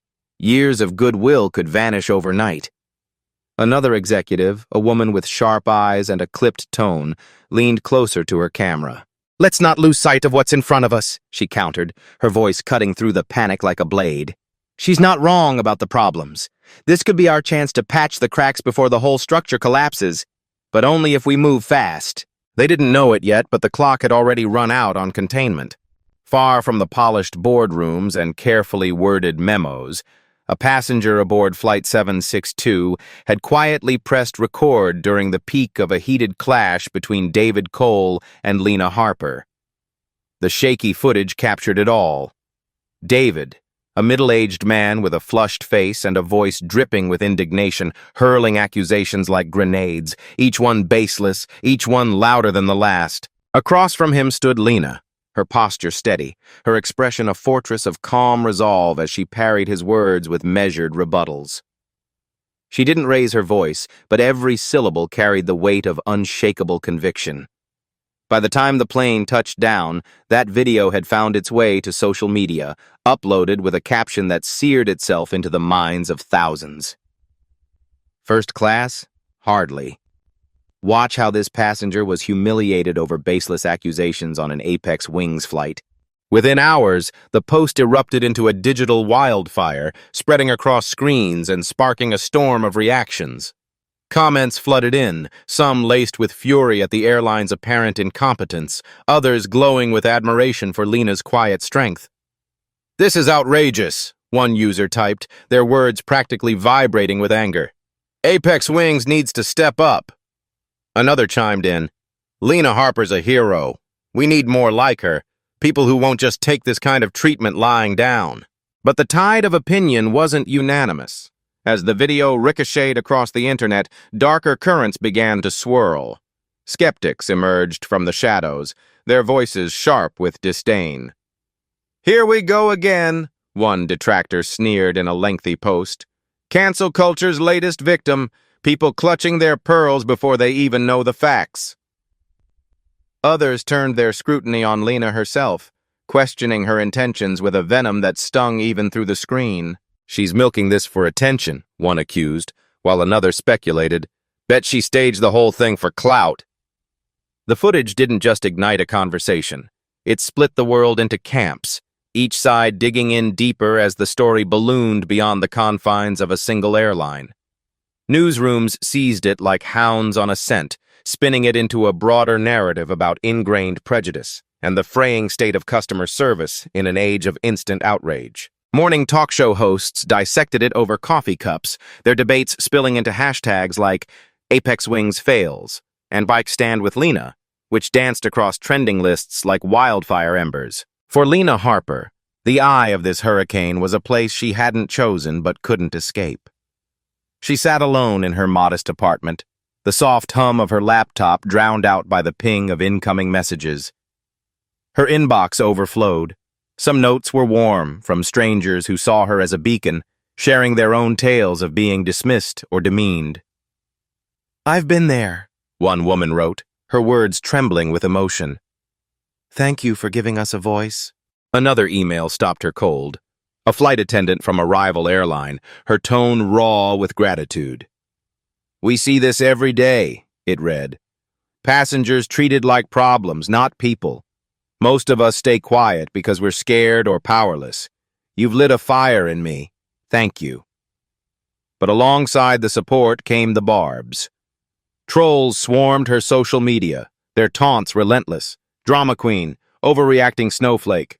Conservative pundits took to airwaves, painting her as a crusader against order itself, a symbol of everything they despised about a world they claimed had grown too soft. Lena let the noise wash over her, refusing to wade into the fray. She wasn't here to win a popularity contest. Her fight was bigger. She channeled every ounce of her energy into holding Apex Wings accountable, determined to turn this moment into a reckoning for justice, not just for herself, but for everyone who'd been silenced. Meanwhile, chaos reigned at Apex Wings' headquarters, a sleek glass building that now felt more like a bunker under siege. Executives fielded a barrage of calls, journalists digging for quotes, stakeholders demanding answers, customers threatening to jump ship. The viral video, paired with Lena's blistering report, had thrust the company into a spotlight so harsh it left no corner unexamined. In an emergency meeting, the CEO, Richard Donovan, stood at the head of a long oak table, his broad shoulders hunched under the weight of the crisis. His jaw tightened as he scanned the room, waiting for the last stragglers to shuffle in. "We've got two paths," he said, his voice a low rumble that silenced the murmurs. "We can dig in, push back, and hope this blows over, but that risks torching what's left of our customers' trust. Or we take this as a wake-up call and fix what's broken before it's too late." The room held its breath, the stakes sinking in like a stone. After a tense pause, the consensus emerged, reluctant but firm. Action was their only lifeline. Hours later, a statement hit the wires, its tone measured yet heavy with contrition. "We at Apex Wings regret the incident on Flight 762 and the way it was mishandled," it began. "Our commitment is to ensure every passenger feels safe, respected, and valued. We've fallen short, and we're taking immediate steps to make it right." They promised a third-party probe into the flight, mandatory bias training for all staff, and a passenger advisory panel to keep them honest. Some applauded the move, albeit cautiously. Others scoffed, dismissing it as a shiny PR bandage on a gaping wound. "Words are cheap," one commenter fired back. "Show us the proof." Lena's report didn't stay confined to the airline's inner circle for long. It slipped into the hands of advocacy groups and industry watchdogs, its pages a clarion call for change that echoed far beyond Apex Wings. Her words struck a nerve, resonating with countless others who'd faced their own quiet battles against unfairness. Soon, an invitation arrived, a virtual panel with a civil rights group eager to hear her voice. Standing before a webcam, her living room softly lit behind her, Lena spoke with a clarity that cut through the noise. "This isn't about one flight or one person," she said, her eyes steady, her voice unwavering. "It's about the biases we let fester, the systems we build that favor ease over equity. We have to demand better, not just from Apex Wings, but from every corner of our lives." Her words rippled outward, inspiring a chorus of voices to rise up, each story a thread in a growing tapestry of accountability. Back at headquarters, the boardroom was a pressure cooker. Executives filed in, their faces etched with exhaustion, their steps quick and clipped as if racing an invisible clock. Richard Donovan took his place at the table's head, his presence commanding despite the strain tugging at his features. "We're on the edge," he said, his tone steel wrapped in velvet. "That video's everywhere, and Harper's report is out of our hands. If we don't act decisively, this won't just bruise us. It'll break us." Melissa Carter, the head of HR, stepped forward, her demeanor calm but her eyes blazing with purpose. Her report's a roadmap, she said, spreading its pages across the table. It's thorough, unflinching, and it lines up with changes we've talked about but never had the guts to push through. This is our shot at redemption, if we're bold enough to take it. She laid out a plan. Sweeping training to root out bias, revamped policies to ensure fairness, a diversity board to hold them accountable. Not everyone was convinced. Mark Reynolds, the operations chief, leaned forward, his voice gruff. This sounds noble, but airing our dirty laundry, that's begging for lawsuits. Donovan's gaze locked onto him, unyielding. The public's already our jury, Mark. Transparency's not a choice. It's survival. Julie Young, the CFO, piped up, her brow creased with worry. And the cost? Training? A new board? It's not pocket change. Melissa didn't flinch. Losing trust costs more. We're bleeding loyalty already. This is the price of keeping our soul. After an hour of heated debate, they agreed. Full reforms, announced publicly within 2 days. But Donovan had one last play. We need Lena Harper in this, he said, his voice firm. She's the face of it now, like it or not. If she helps shape these changes, it's not just optics. It's proof we mean it. The room nodded, the lesson sinking deep. Justice wasn't just a buzzword, and power abused had consequences that rippled far beyond a single flight. For Apex Wings, and for Lena, this was only the beginning. Melissa Carter sat in her office, the weight of Apex Wings' recent turmoil pressing heavily on her shoulders. Her fingers hovered over the phone, hesitating for a moment as she considered the call she was about to make. With a steadying breath, she dialed Lena Harper's number, her mind racing with the gravity of what she was about to propose. When Lena answered, Melissa's voice carried a quiet determination, tempered by humility. I'll reach out to her personally, she had told her team earlier, nodding to herself as if to cement her resolve. Now, speaking directly to Lena, she laid out the airline's vision with care. We'd like you to join our DEI advisory board, she said, her tone earnest. More than that, we want you to take the lead on a project to transform our organizational culture. Your background as a quality auditor, your sharp eye for detail, and your ability to see through the cracks makes you the perfect person for this. We're not just asking you to sit at the table, we're asking you to help us rebuild it. 2 days later, the air buzzed with anticipation at Apex Wings' headquarters. The press conference was a carefully orchestrated event. The room packed with reporters clutching notepads and cameras flashing like lightning in a storm. Donovan, the CEO, stood tall at the podium, his dark suit crisp and his jaw set with purpose. Flanking him were the senior executives, their faces a gallery of stern resolve, each one acutely aware of the stakes. The fallout from Flight 762 had been a public relations nightmare, a glaring spotlight on the airline's failures. Donovan's voice cut through the hum of the room as he began, steady and unyielding. We at Apex Wings take full responsibility for what happened. The incident wasn't an isolated misstep. It's a symptom of deeper issues we've let fester too long. We're not here to make excuses, we're here to fix it. He paused, letting the weight of his words settle, then launched into the details of the reforms. Mandatory bias training for every employee, a top-to-bottom review of procedures, and the creation of the DEI advisory board to hold the company accountable. Transparency isn't just a promise, he added, his eyes sweeping the crowd. It's our new standard. The reporters scribbled furiously, capturing every syllable as the cameras immortalized the moment. For Lena Harper, the invitation from Melissa arrived like a quiet thunderclap. She sat in her modest living room, the phone pressed to her ear, her expression unreadable as Melissa's voice poured through. The HR executive didn't sugarcoat it. We're not asking you to forgive us, Melissa said, her candor cutting through any pretense. You've already shown us where we've failed, brutally, honestly. Now we're asking for your help to make it right. Lena listened, her mind turning over every word. She could hear the sincerity in Melissa's plea, but sincerity alone wasn't enough. When she finally spoke, her voice was low, deliberate, carrying the weight of someone who'd been tested too many times.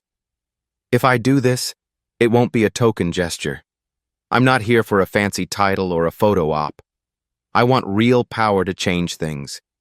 No half measures, no empty promises. On the other end, Melissa didn't hesitate. Understood.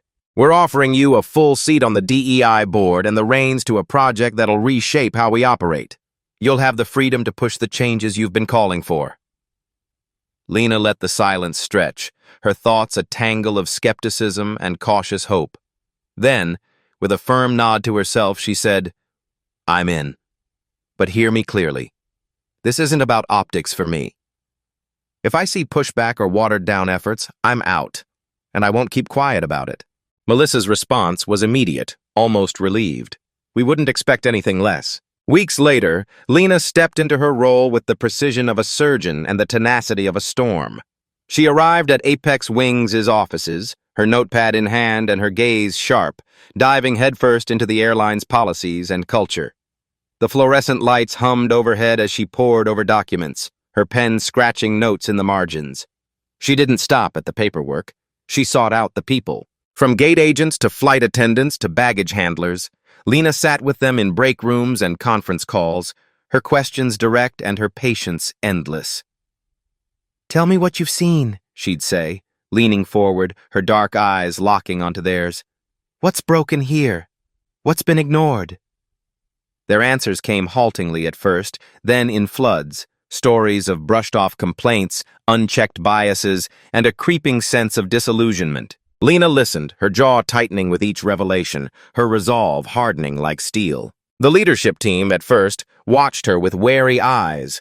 Donovan and his executives had expected an outsider, yes, but not one so unrelenting.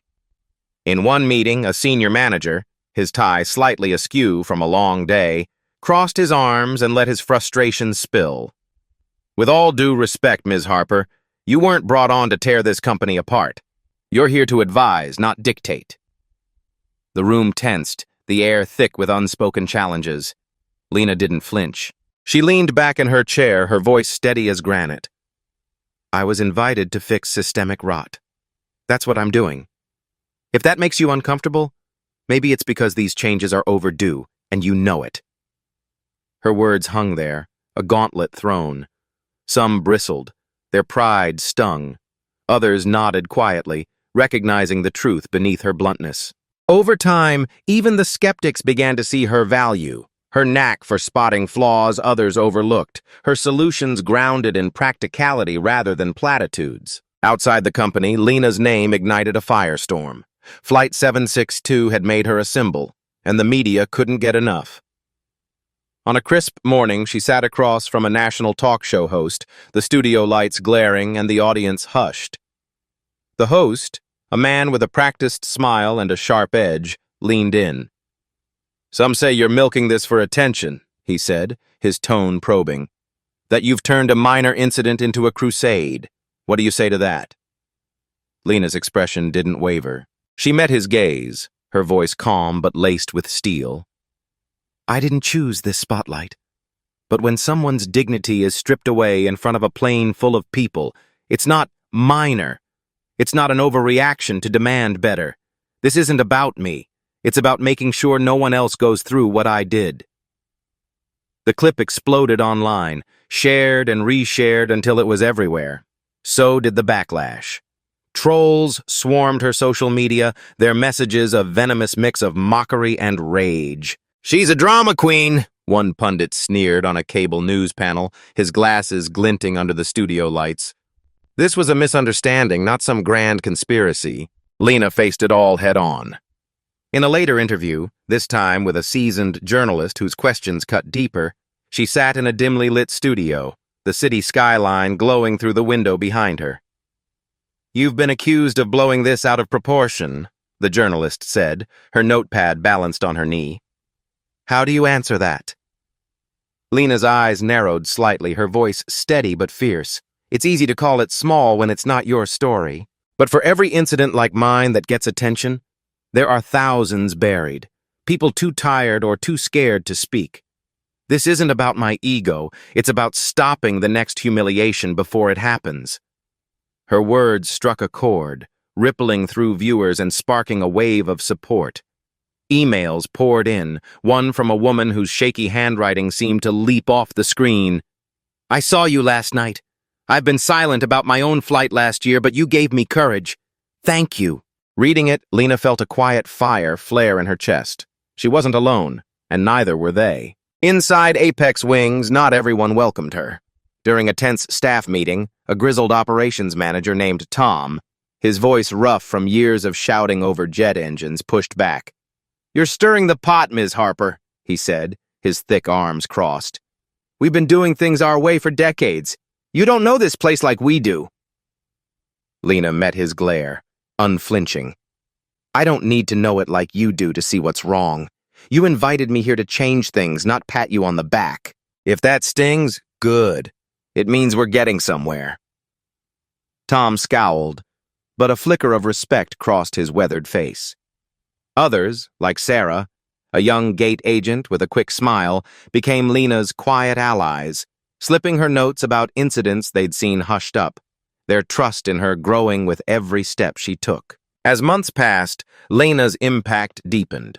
She sat in a sleek conference room at Apex Wings, the late afternoon sun casting long shadows across the table. Before her lay the final draft of the airline's new policy manual, its pages thick with reforms she'd fought tooth and nail for. The projector hummed softly, displaying a slide. Equity, accountability, and inclusion. Apex Wings' path forward. Bias training was now mandatory, woven into every employee's onboarding. Hours of raw, honest discussions about power and perception. Dispute procedures had been rebuilt from the ground up, ensuring fairness over expediency, dignity over dismissal. The DEI Advisory Board, co-chaired by Lena, wasn't just a figurehead. It was a coalition of voices, from baggage handlers to passengers to outside experts, all with a say in the airline's soul. The journey had been bruising, resistance from within, scorn from without. But the results were real. Passengers noticed the shift. Gate agents who listened instead of lectured. Crews trained to diffuse rather than escalate. Apex Wings wasn't hiding anymore. It was learning. Lena leaned back in her chair, the weight of it all settling into a quiet pride. Justice, she realized, wasn't just punishment. It was the hard-won consequence of power misused, a lesson carved into every line of that manual. And as the airline changed, so did the industry, ripples spreading far beyond one flight, one woman, one fight. In the midst of a bustling review meeting, voices bounced off the sleek conference room walls as a senior executive leaned forward, his fingers tapping the edge of a polished table. "Take a look at these numbers," he said, his tone brimming with cautious pride. "Our customer satisfaction scores have climbed steadily since we rolled out these new measures. Passengers are beginning to trust us again, slowly but surely." The room hummed with nods of approval, a faint ripple of relief washing over the team. Yet, amid the murmur of agreement, Lena sat quietly, her sharp eyes scanning the faces around her. She wasn't one to bask in fleeting victories. "It's a solid start," she replied, her voice cutting through the chatter like a blade. "But trust isn't a trophy you win and display. It's a fragile thing, something you have to earn over and over, every single day." Her words lingered in the air, heavy with unspoken urgency, a reminder that the road ahead was far from smooth.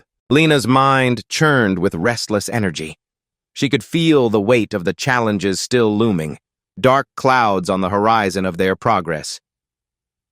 Change, real, deep, cultural change, was a beast that refused to be tamed overnight. Within the company, she saw it clearly.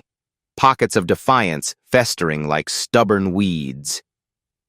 There were employees, some with decades of tenure, who clung to old ways like life rafts, their jaws set with resentment. To them, the reforms were shackles, not stepping stones. In one tense meeting, a grizzled pilot, his face weathered by years in the cockpit, leaned back in his chair and crossed his arms. I've been flying passengers safely for decades, he drawled, his voice thick with skepticism. And we never needed all this extra training nonsense. His dismissive wave of a hand sent a ripple of unease through the room. Lena didn't hesitate. She straightened, her gaze locking onto his with an intensity that could pierce steel. Safety isn't just about keeping the plane aloft, she said, her words sharp and deliberate. It's about every passenger feeling respected, valued, from the moment they step aboard. If we can't deliver that, we've failed, no matter how smoothly you land. Her conviction hit like a thunderclap, silencing the room. Even the pilot, gruff as he was, shifted uncomfortably, unable to muster a retort. In that moment, Lena's resolve didn't just quiet her critics. It forged a quiet respect among even the most hardened doubters. Beyond the walls of Apex Wings, Lena's influence was rippling outward, stirring a broader reckoning across the aviation world. Her story, born from the ashes of a single, searing incident, had ignited something unstoppable.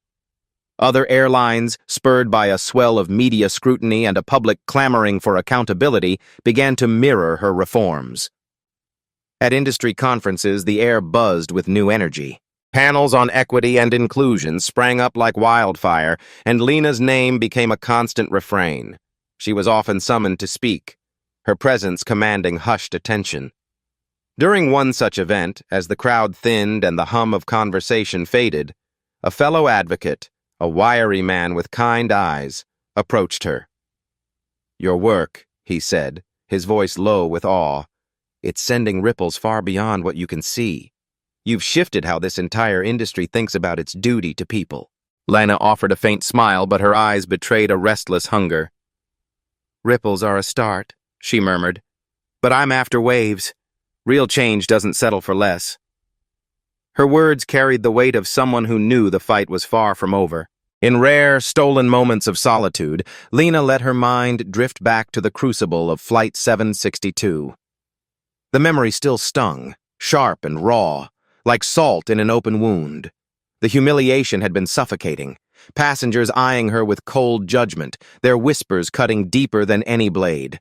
The crew's hesitation, their frozen stares as systemic failures unfolded in slow motion. Exhaustion had clawed at her then, threatening to drag her under. Yet amid the wreckage of that day, something had shifted inside her, a spark of transformation. She thought of the unexpected allies who'd emerged, the flood of emails from strangers, their words brimming with gratitude, the advocacy groups who'd rallied with fierce determination, the colleagues who'd once stood on the sidelines but now walked beside her. Those memories fueled her, a quiet fire in her chest. She knew her story wasn't singular. For every voice like hers that pierced the silence, countless others remained trapped, stifled by fear or indifference. That truth gnawed at her, driving her forward with a relentless, almost desperate resolve. In her final public interview about the ordeal, the studio lights glared down, casting long shadows across the room. A journalist, his pen poised over a notepad, leaned in. "What did you take away from all this, Lena?" he asked, his tone probing yet gentle.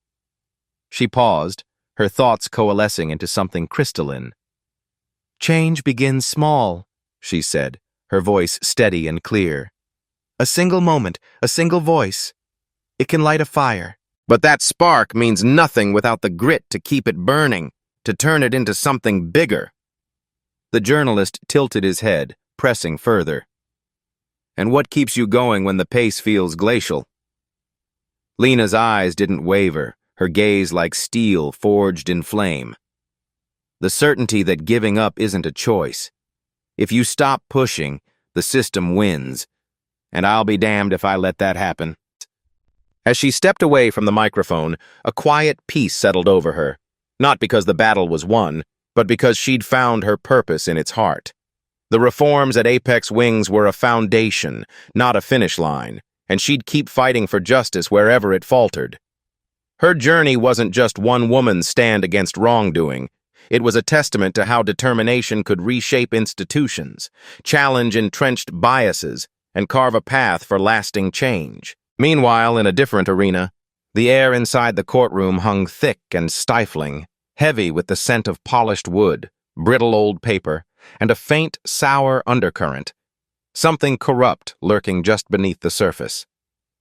Jason Carter sat at the defendant's table, his hands resting still in his lap. Though the ghost of cold steel lingered where handcuffs had once bitten into his wrists, he could feel the weight of every stare, prying, judging, condemning, like a noose tightening with each breath.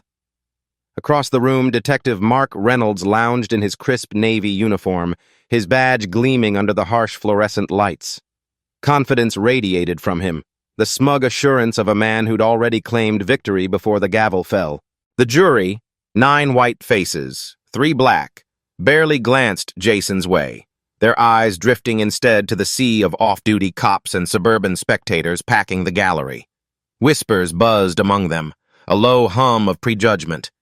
To them, the story was already written, the ending sealed. At the prosecution's table, District Attorney Robert Linscott adjusted his tie with a flick of his wrist, his movements sharp and rehearsed. He was a man who saw trials as rungs on a ladder to power, and Jason was just another faceless notch in his ascent. Above them all, Judge Arthur Coleman perched on his bench, his pale hands adjusting wire-rimmed glasses. His face was a mask, unreadable, but the way he'd swatted down every objection from Jason's attorney, Veronica Hay, spoke volumes. Jason knew this game too well. He'd faced it on battlefields, in tense negotiations behind enemy lines. The only difference here was the enemy's armor, tailored suits and black robes instead of camouflage. They'd told him to stay quiet, to swallow the bile rising in his throat, but how long could a man choke down injustice before it consumed him? Linscott stepped forward, his polished shoes clicking against the floor with deliberate grace. "Ladies and gentlemen," he began, his voice smooth as silk, weaving a spell over the room. "What we have here is a textbook case of violent, criminal behavior." He gestured toward Jason without so much as a glance, as if pointing at a stray animal. On the night of August 17th, the defendant, Jason Carter, savagely attacked an innocent civilian, Henry Whitmore, a pillar of this community. Left him bleeding, unconscious in an alley, his wallet gone. He paused, letting the image settle into the jurors' minds like wet concrete. Then, turning to them, he softened his tone, dripping with feigned empathy. "Let's be real. We've heard this tale before, haven't we? A man like Mr. Carter, no steady job, no family, no roots, drifts into the wrong place and does what men like him always do." The words landed like blows, each one stripping away a piece of Jason's humanity. Beneath the table, his fists tightened, knuckles whitening. Beside him, Veronica drew a sharp breath, her pen trembling slightly, but she held her tongue. She'd warned him earlier, her voice low and urgent. "They'll tear you apart, bit by bit. Don't give them the satisfaction of seeing you crack." Linscott wasn't finished. He pivoted toward the witness stand where Reynolds sat, eager to play his part. "Detective, you were first on the scene. Paint us the picture." Reynolds leaned forward, clearing his throat with a theatrical grunt. "It was a damn mess," he said, his voice rough with exaggerated disgust. Whitmore was sprawled out, blood pooling around his head, and there he was. He jutted his chin toward Jason, eyes narrowing, standing over him. "I yelled freeze, but he bolted like they always do."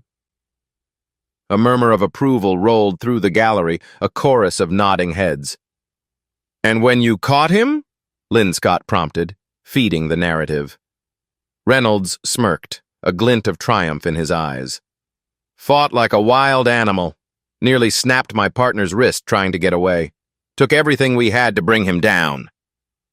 Jason's jaw clenched so hard it ached. Lies. Every word of it. He hadn't run, hadn't fought, and he sure as hell hadn't touched Whitmore. But in this room, truth was a ghost, invisible and powerless. The lesson here stretched beyond Lena's crusade or Jason's trial. Justice, they both learned, was a fragile thread, easily severed by those who wielded power without conscience. Lena turned her pain into a beacon, illuminating the shadows of a broken system, proving that one voice, fueled by relentless will, could spark a revolution. Jason, trapped in a web of corruption, faced the bitter cost of power abused, a reminder that when those entrusted with authority twist it for their own ends, the innocent pay the steepest price. Their stories, though worlds apart, converged on a single truth. The fight for what's right demands not just courage, but an unshakable refusal to let the system win. Detective Reynolds sat across from Jason Carter in the dimly lit cell, his sharp eyes studying every inch of the man before him. The air was thick with tension, the kind that clung to your skin and made your chest tighten. Reynolds shook his head slowly, deliberately, as if the motion itself carried the weight of his judgment.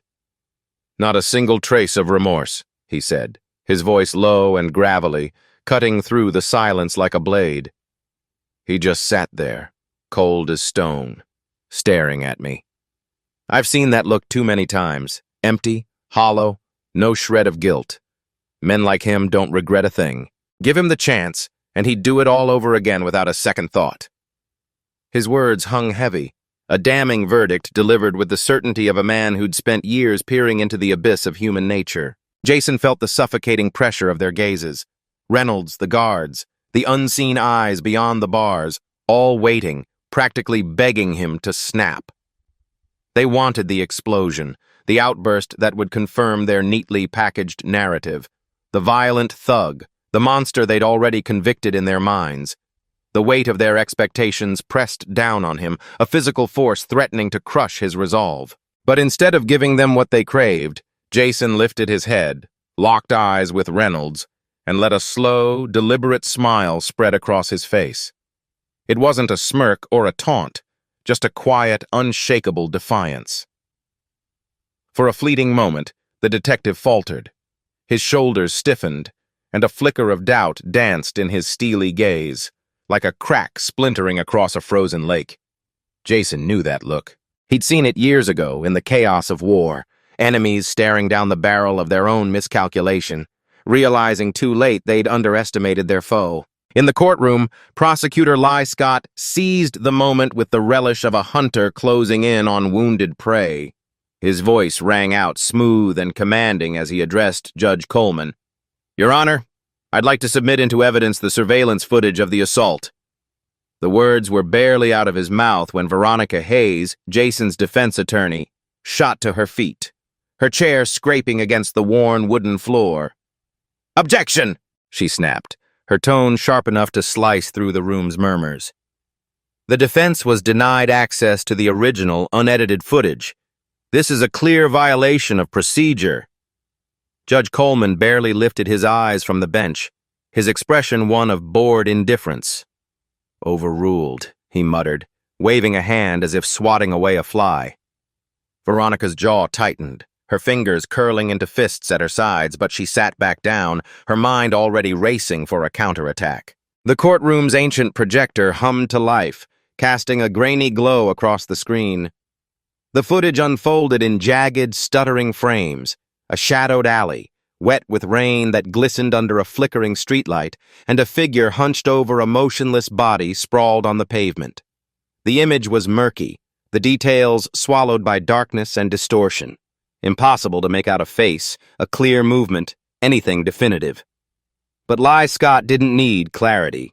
He turned to the jury with a practiced, knowing nod, his lips curling into a faint, triumphant smile. "You see it, don't you?" he said, his voice dripping with implication. "You don't need a perfect picture to know what happened here." The video cut off abruptly, just before anything concrete could emerge, but the damage was done. Doubt didn't matter. The seed of guilt had taken root. Jason felt the shift in the room like a tide turning against him. Whispers rippled through the gallery. A woman's voice, trembling with recognition, muttered, "He looks just like the guy who robbed my store last year." A man in the back row shook his head, his face twisted in disgust. "I don't need to see more. He did it." One of the jurors, a middle-aged woman with tired eyes, glanced at Jason, then quickly averted her gaze, as if meeting his stare might taint her somehow. Their judgment washed over him, a chorus of condemnation he'd heard too many times before. Beside him, Veronica's nails dug into the edge of the table, leaving faint crescent marks in the wood.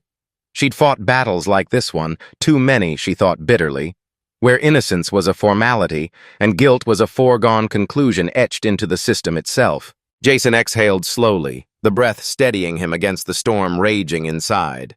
He'd faced death before, stared into the eyes of men moments before they squeezed the trigger, felt the cold kiss of a blade against his skin in the heat of battle.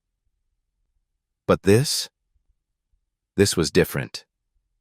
This was a slow, suffocating execution, not by bullets or blood, but by words and glances, and a truth that no one in this room cared to uncover. In this city, in this courtroom, in this twisted game of justice, Jason Carter was already a ghost, a dead man walking, condemned not by evidence but by the weight of their assumptions. Veronica Hayes was a wildfire barely contained. Her grip on the defense table was so fierce her knuckles blanched, the strain radiating up her arms as she fought to keep her composure. She'd seen the system chew up men like Jason before, good men, broken men, men who never stood a chance against its grinding gears. But this time, the corruption was so brazen it made her blood boil. Judge Coleman's dismissive, overruled, still echoed in her ears, a slap in the face to every principle she'd sworn to uphold. The prosecution had slipped doctored footage into evidence, and she hadn't even been given the chance to challenge it. Leaning close to Jason, her voice dropped to a fierce whisper. "They want you to lose it, Jason. They're banking on you breaking." He didn't respond, didn't even flinch. His face remained a mask, calm, unreadable, a soldier's discipline honed in places far deadlier than this. Veronica recognized that look. It was survival, pure and simple, forged in a world where showing weakness meant death. "Call your next witness!" Judge Coleman barked, his tone flat and impatient. Scott rose with a flourish, adjusting his tie with the precision of a man who savored the theater of it all. "The prosecution calls Officer Daniel Marsh to the stand." A young cop strode forward, his uniform crisp and spotless, his posture ramrod straight. He was the picture of reliability, clean-cut, earnest, the kind of face juries trusted without question. But beneath the polish, there was a stiffness to him, a nervousness he couldn't quite hide. Scott paced before the jury, his movements deliberate, predatory. "Officer Marsh, you were with Detective Reynolds on the night of the incident. Tell us what you saw." Marsh cleared his throat, his Adam's apple bobbing as he steadied himself. "We responded to a 911 call reporting an assault in progress. When we arrived, we found the victim unconscious on the ground. The defendant was standing over him." Scott nodded encouragingly, like a teacher coaxing a hesitant student. "And did you witness any resistance from the defendant?" Marsh paused, just for a heartbeat. A flicker of hesitation Jason caught, but the jury missed. "Yes, sir," he said finally, his voice firmer now. "When we tried to take him into custody, he resisted. He was aggressive, uncooperative. We had to use force to restrain him."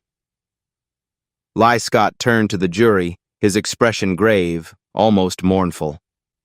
"A man caught red-handed, a man who fought arrest, a man with no remorse." Jason's gaze bored into Marsh, unblinking, a silent challenge the young officer couldn't meet. Marsh kept his eyes fixed on the floor, the wall, anywhere but Jason's face. They both knew the truth. Jason hadn't resisted, hadn't thrown a punch or even raised his voice. He'd stood there, hands up, compliant, while they tackled him to the ground. But in this courtroom, lies were currency, and Marsh had just cashed in.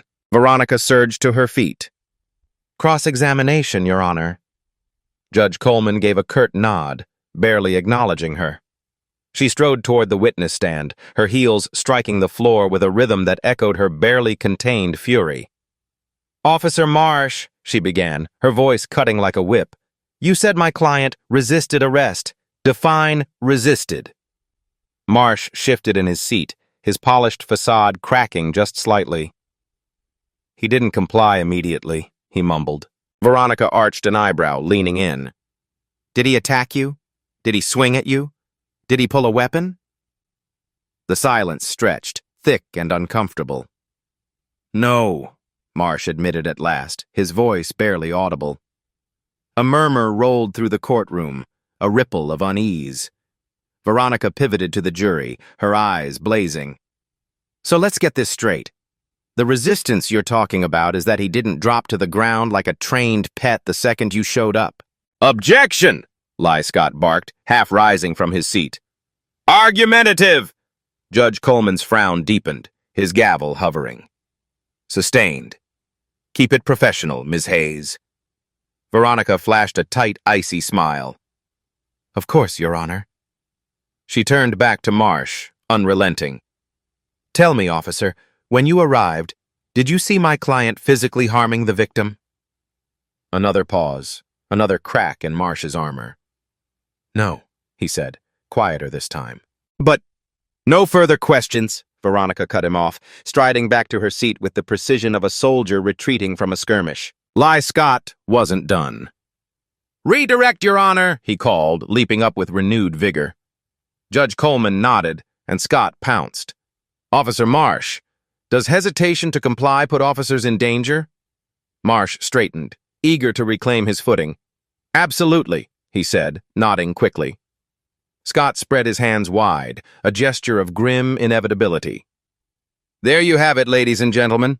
The defendant didn't need to throw a punch to be a threat. His refusal alone was enough." Jason let out a slow, measured breath, the air hissing between his teeth. They'd just turned his very existence into a crime. Later, during the lunch recess, Veronica and Jason sat in a sterile holding room, its gray walls and flickering fluorescent light a stark contrast to the polished chaos of the courtroom. She slapped a file onto the metal table between them, the sound sharp and jarring. "You need to talk to me, Jason," she said, her voice low but urgent. "You haven't said a damn thing about what happened that night." He glanced at the folder, then at her, his eyes dark and unreadable. "You wouldn't believe me if I did." She leaned forward, her hands braced on the table, her intensity almost palpable. "Try me." He sighed, his gaze dropping to his hands, calloused, scarred, hands that had seen too much. Then, in a voice so soft it barely carried, he broke his silence. "I wasn't attacking Henry Whitmore." Veronica froze, her breath catching. "You were there?" she pressed. "I was there," he confirmed, the words heavy with a truth he'd buried until now. For the first time, he let the story spill out, raw and unfiltered. He'd been walking home from a grueling shift at the warehouse, the kind that left your bones aching and your mind numb.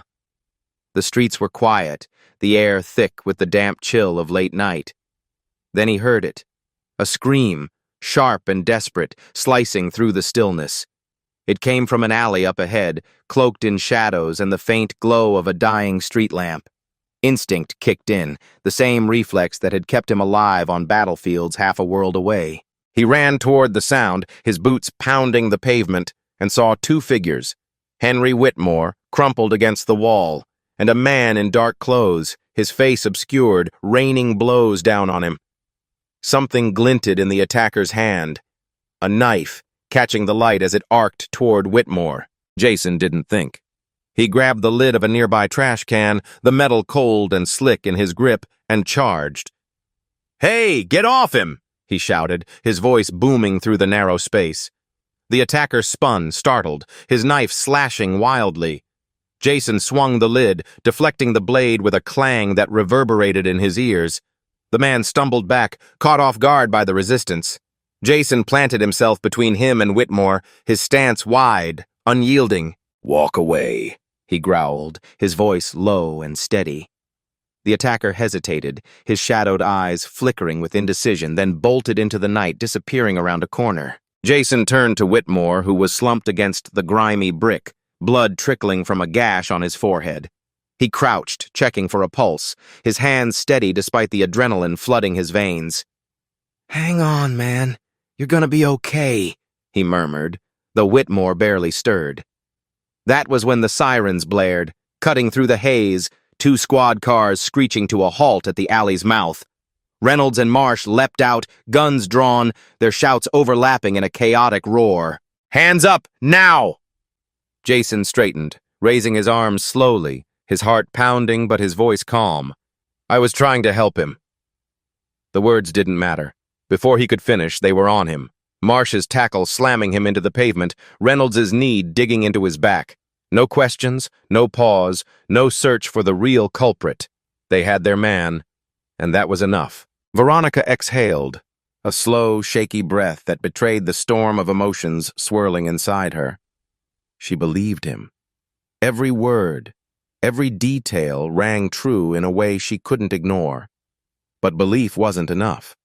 In that courtroom, with its rigged scales and blind eyes, truth was a fragile thing, easily crushed beneath the weight of power and prejudice.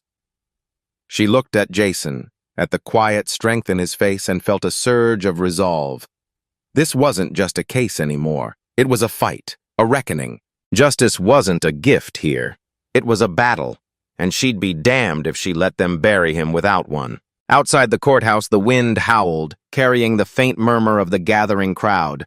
Reporters, protesters, onlookers, drawn to the spectacle of a man's life hanging in the balance.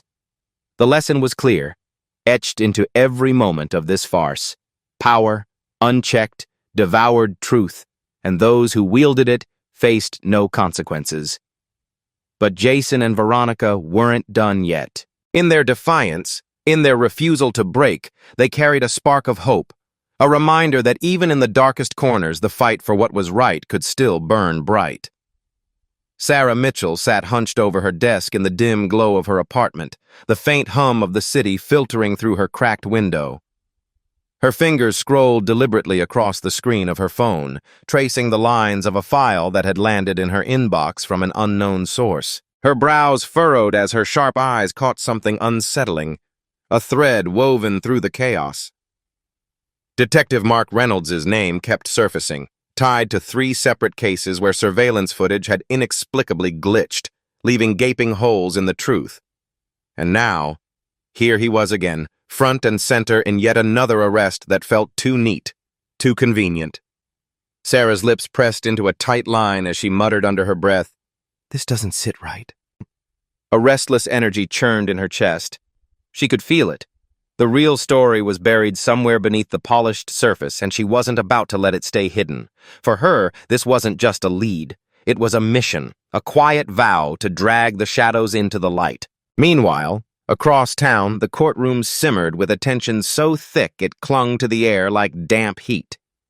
Every creak of the wooden benches, every rustle of paper seemed to amplify the weight pressing down on Jason Carter. He sat motionless in the defendant's chair, his broad shoulders squared, his dark eyes fixed on some invisible point ahead. For weeks, he'd let them carve him into something he wasn't, a beast, a criminal, a man unworthy of mercy. They'd stripped him bare, piece by agonizing piece, peeling away his dignity until he was nothing but a silhouette for their accusations. Inside, though, a fire smoldered. He'd held his tongue, endured the lies, but that restraint was fraying now, unraveling with every passing second.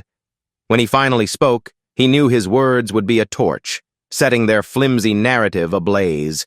Veronica Hayes rose from her seat with the grace of a storm gathering strength. Her heels clicked against the polished floor as she strode to the center of the room, her voice cutting through the murmur like a blade. "Your Honor, the defense calls Jason Carter to the stand." A ripple of surprise swept through the onlookers, heads turning, whispers buzzing like static. The jury shifted uncomfortably, their eyes darting between Jason and the prosecution table. Lynn Scott, the lead prosecutor, leaned back in his chair with a smug tilt to his lips, arms crossed as if daring Jason to try. His confidence was a wall, built on the assumption that this case was already won. Judge Coleman, perched high behind the bench, adjusted his wire-rimmed glasses with a faint sigh. "Proceed," he said, his tone heavy with the weariness of a man who'd seen too many battles unfold in this room. Jason stood slowly, his movements precise, almost mechanical. This was a man who'd leapt from helicopters into the chaos of war, who'd cradled dying soldiers in his arms, who'd spilled his own blood for a country that now seemed eager to forget him. Yet nothing, Not the gunfire, not the screams, had ever left him as raw as this moment. Sitting in that witness chair, he felt the weight of a dozen pairs of eyes boring into him, strangers who'd already branded him guilty before he'd uttered a word. His heart thudded steadily in his chest, but his hands were steady as he clasped them in front of him. Veronica stepped closer, her gaze sharp but warm, a lifeline in the sea of hostility. "Mr. Carter," she began, her voice clear and deliberate, "let's get this straight. Did you attack Henry Whitmore?" "No," Jason replied, his voice low but unwavering, a quiet thunder rolling through the room. "Were you robbing him?" she pressed. "No," he said again, each syllable a brick laid in the foundation of his truth. "Then tell us," Veronica urged, stepping aside to give him the floor. "What really happened that night?" Jason drew a slow breath, his chest rising and falling as he turned to face the jury. He locked eyes with them, one by one, refusing to let them look away. Then he began. His words spilled out like a river breaking through a dam, steady but relentless. He painted the scene in vivid strokes, the narrow alley bathed in the flicker of a dying street lamp, the sharp cry of Henry Whitmore cutting through the night. Jason had been walking home, his boots heavy on the pavement, when he'd heard it, a plea, desperate and raw. He hadn't hesitated. He'd rushed toward the sound, rounding the corner to see a man looming over Whitmore, fists raised. The attacker's face was a blur in the shadows, but his intent was clear. Jason had shouted, lunging forward to pull the man off, his military instincts kicking in. The assailant had bolted, disappearing into the dark, leaving Jason kneeling beside Whitmore, pressing his hands to the man's bleeding face, trying to staunch the flow. "And then the police showed up," Jason continued, his voice tightening with a bitter edge. "They didn't ask what happened. They didn't chase the guy who ran. They saw me, a black man next to an unconscious white guy, and that was enough for them." Some jurors squirmed in their seats, their discomfort palpable. Others stared ahead, unmoved, their faces carved from stone. Veronica nodded, her expression a mix of resolve and quiet fury. "Now let's talk about the arrest. Did you resist?" Jason's jaw clenched, a muscle ticking beneath his skin. "No. I put my hands up, told them I wasn't a threat. They tackled me anyway, face in the dirt, knee in my back." His words hung heavy, each one a weight dropped into the silence. "Did they ever ask for your version of events?" Veronica asked, her tone sharp enough to cut glass. He let out a dry, hollow laugh, the sound echoing faintly off the courtroom walls. "No. Detective Reynolds had already decided who I was." Veronica pivoted toward the prosecution table, her eyes narrowing as she addressed them directly. "And yet, the jury was told my client fought like a rabid animal, that he was caught red-handed, that he showed no remorse." She let the accusations linger, her voice rising just enough to pierce the room's fragile calm. Then she turned, striding toward Detective Mark Reynolds, who sat with his arms crossed, his lips still curved in that faint, self-assured smirk, though it flickered now just for a moment. "Detective," she said, her words deliberate, "you testified that my client resisted arrest. Do you stand by that under oath?" Reynolds leaned forward, his voice gruff as he met her gaze. "I do." But there was a hitch in his tone, a crack in the facade. Beads of sweat glistened at his hairline, catching the light. Jason watched him, unblinking, and for the first time he saw it. Reynolds was the one squirming now, trapped under the weight of his own lies. Suddenly, a rustle broke the tension. Sarah Mitchell surged to her feet in the gallery, her sudden movement sending a wave of confusion through the room. She clutched a flash drive in her hand, her knuckles white, her voice ringing out with a fierce clarity. "Your Honor, I have newly uncovered footage of the alleged crime." The courtroom fell silent. A collective breath held. Lynn Scott leapt up, his chair scraping the floor. "Objection! Who is this woman? What is this nonsense?" Sarah stepped forward, undeterred, her chin lifted defiantly. "Sarah Mitchell, investigative journalist. The defense has every right to present new evidence." Judge Coleman's lips thinned into a stern line, his eyes flicking to Veronica. "Miss Hayes, are you aware of this footage?" Veronica didn't flinch. I am now. And if it proves my client's innocence, I trust this court values the truth enough to see it."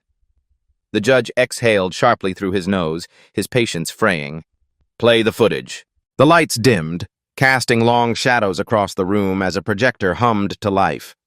The grainy black-and-white video flickered onto the screen, and the truth unfolded in stark clarity. There was Henry Whitmore, alive and staggering backward, his hands raised in fear. A third man, tall, wiry, his face obscured, loomed over him, striking him hard across the jaw. Then Jason appeared, sprinting into the frame, not as the aggressor but as the rescuer. He threw himself between Whitmore and the attacker, his arms outstretched, shouting something the audio couldn't catch. The assailant fled, vanishing into the night, while Jason dropped to his knees beside Whitmore, his hands pressing against the man's wounds. The lie shattered in an instant. A gasp rippled through the audience, sharp and involuntary. The jury's faces shifted, shock, guilt, realization dawning in their eyes.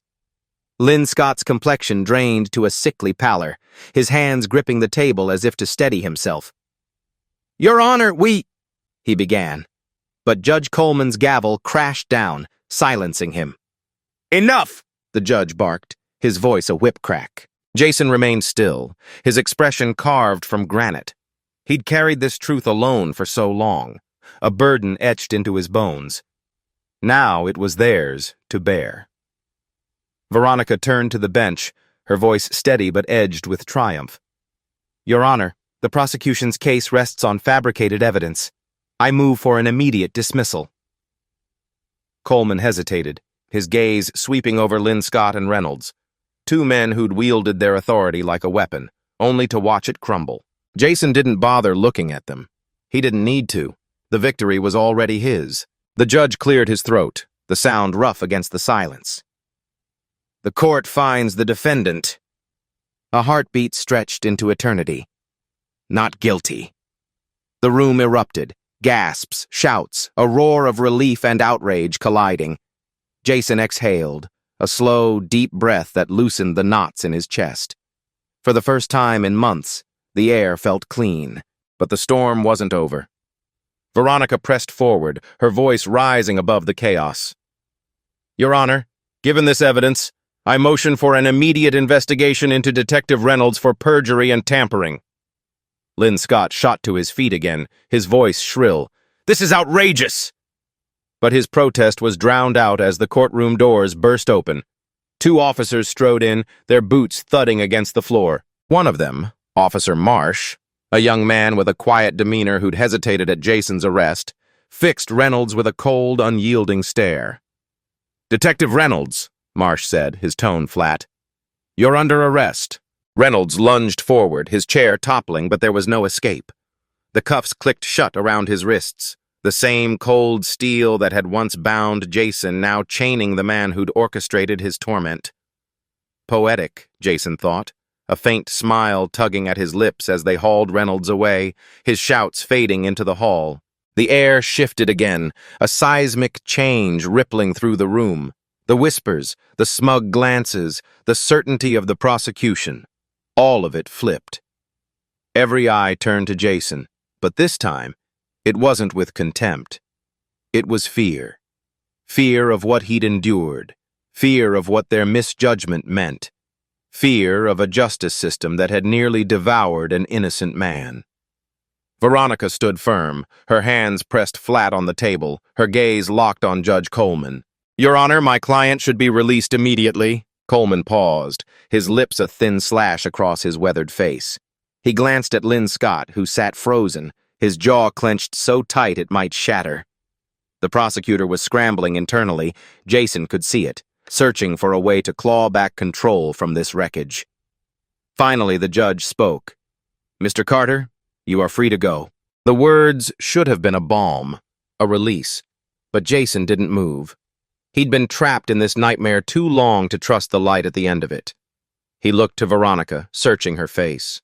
She nodded, a silent promise that this was real. Only then did he rise, his legs steady despite the weight they'd carried. As he stepped away from the defendant's chair, he walked past the jury, some averting their eyes, others staring in quiet shame. He passed the rows of onlookers, their murmurs trailing him like a wake. He passed Lynn Scott, whose hands trembled faintly on the table. And he kept walking, out of the courtroom, into a world that would have to reckon with what it had done. This wasn't just a victory for Jason, it was a reckoning. The fall of Reynolds, the exposure of a system rotten with abuse, laid bare a brutal lesson. Power, when twisted, devours not just its victims, but itself.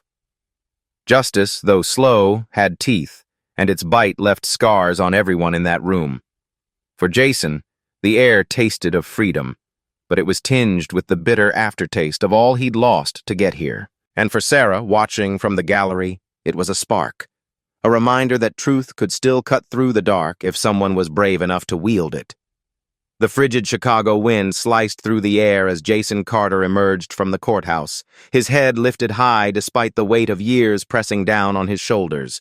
They had stripped him of so much, his time, his dignity, even his name dragged through the mud.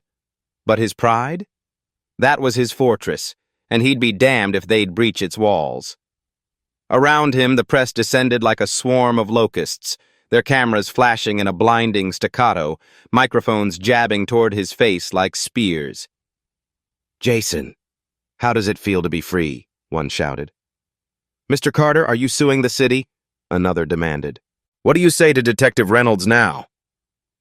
The questions buzzed around him, a chaotic hum he barely registered. His ears tuned them out, his gaze cutting through the crowd until it landed on her, Sarah Mitchell. She stood apart from the frenzy, no microphone in hand, no notepad poised for a scoop. She was simply there, watching him with quiet intensity, her presence a lifeline he hadn't known he'd needed until this moment. Without her, he knew deep in his bones, none of this, the truth clawing its way into the light, would have ever come to pass. He offered her a single, deliberate nod, a silent pact sealed across the sea of noise.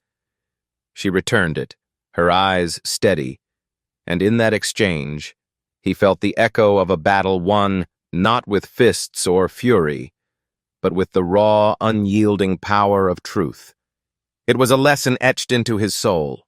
Justice wasn't always loud, but its consequences rippled far beyond the courtroom. Inside the courthouse, the air was thick with tension as Robert Linscott stormed into his office, slamming the door with such force that the glass pane shivered in its frame, threatening to crack. His breath came in sharp, ragged bursts as he paced the room, hands planted on his hips, his polished shoes scuffing the floor. This wasn't just a setback. It was a catastrophe. The Reynolds case had unraveled like a cheap sweater, and the threads were pulling him down with it. Evidence tampering, doctored footage, a sprawling web of corruption. He'd woven it all with meticulous care, but now it was fraying at the edges. If the full scope of it spilled out, it wouldn't just be Reynolds in chains. It'd be him, his career, his carefully curated life, all crashing down in a heap of disgrace. Panic clawed at his chest, a sensation he hadn't felt in years, sharp and unfamiliar. He needed an escape, a sacrificial lamb to toss into the fire, but the room felt suffocatingly empty of options. Everyone he could have pinned this on was either too loyal or already burned. For the first time, Robert Linscott, master manipulator, untouchable power broker, felt the ground shifting beneath him, and the terror of it was a bitter taste he couldn't swallow. Across town, in the dimly lit belly of the police precinct, Detective Mark Reynolds sat shackled in an interrogation room, his wrists chafing against the cold metal cuffs bolted to the table. The fluorescent lights buzzed overhead, casting harsh shadows across his stony face. Opposite him sat Daniel Marsh, a young officer whose wide-eyed hesitation had once marked him as a rookie too green to matter. That night, when they'd hauled Jason Carter in, Marsh had faltered, his gut twisting as he'd sensed something rotten beneath the surface. Now, though, he was different, shoulders squared, voice steady as he leaned forward. "So, Mark," he said, calm as a still lake, "how many other cases did you stitch together like this? How many lies are we digging up?" Reynolds didn't flinch, just fixed him with a glare that could have carved stone. Marsh smirked, undeterred, leaning back in his chair. Yeah, that's about what I figured. The shift in power was palpable. Reynolds, once a towering figure of authority, now reduced to a caged animal, while Marsh, the uncertain kid who'd once followed orders, became the one wielding the questions. It was a small personal reckoning, but it hinted at the larger collapse to come. Back at the courthouse steps, the press still clamored, but Jason finally turned to face them. Beside him stood Veronica Hayes, her presence a quiet pillar of strength. She didn't nudge him, didn't whisper instructions in his ear. She simply let him breathe, let him speak. When his voice cut through the din, it was even, measured, but heavy with a truth that silenced the crowd. "This isn't just about me," he said, his eyes sweeping over the sea of faces. "It never was. This is about every black man who's had guilt stamped on him before he even gets a chance to stand trial. It's about every innocent person crushed under a system built to shield the powerful, not the powerless." The reporters stilled, pens hovering, cameras rolling, as his words sank in. "I made it through this," he went on, his voice tightening with the weight of memory. "But how many didn't? How many are still buried under lies because no one fought for them?" The question lingered, unanswered, a haunting echo that no headline could capture. It was a stark reminder. Justice might topple a single corrupt man, but the machinery of power churned on, indifferent to the bodies it left behind. That night, Jason walked alone through Chicago's shadowed streets, the city's pulse thrumming around him, cars honking, neon signs flickering, the wind biting at his exposed skin. No handcuffs bound his wrists now, no chains dragged at his steps, yet freedom remained elusive, a ghost he couldn't grasp. The courtroom verdict had cleared his name. The truth had blazed across every newsstand, but the weight of it all clung to him like damp iron. He'd survived a war overseas, seen bloodshed and chaos, but nothing had hollowed him out like this fight. A battle not against bullets, but against a system that had tried to erase him. As he moved through the city, its rhythm unchanged by his victory, he realized justice didn't halt the world's spin. It didn't erase the scars. It didn't hand you back what was stolen. Freedom, he thought bitterly, wasn't a gavel strike or a reporter's flash. It was something deeper, something he'd lost long before the trial, and he wondered if he'd ever claw it back. In her office, Veronica Hayes sat motionless, the glow of her computer screen bathing her face in pale light. Headlines screamed across the monitor. Decorated Navy SEAL exonerated in racial profiling scandal. Corrupt detective faces charges. City reels as police misconduct exposed. She should have felt a swell of pride, a spark of triumph. She'd fought tooth and nail to drag Jason's truth into the open. But instead, her chest tightened with unease. How close they'd come to losing. How effortlessly the system had nearly buried him alive. It gnawed at her. And worse, how many others had vanished into that same abyss, their names forgotten, their stories untold, because no one like her had been there to pull them out. She rubbed her temples, the exhaustion seeping into her bones.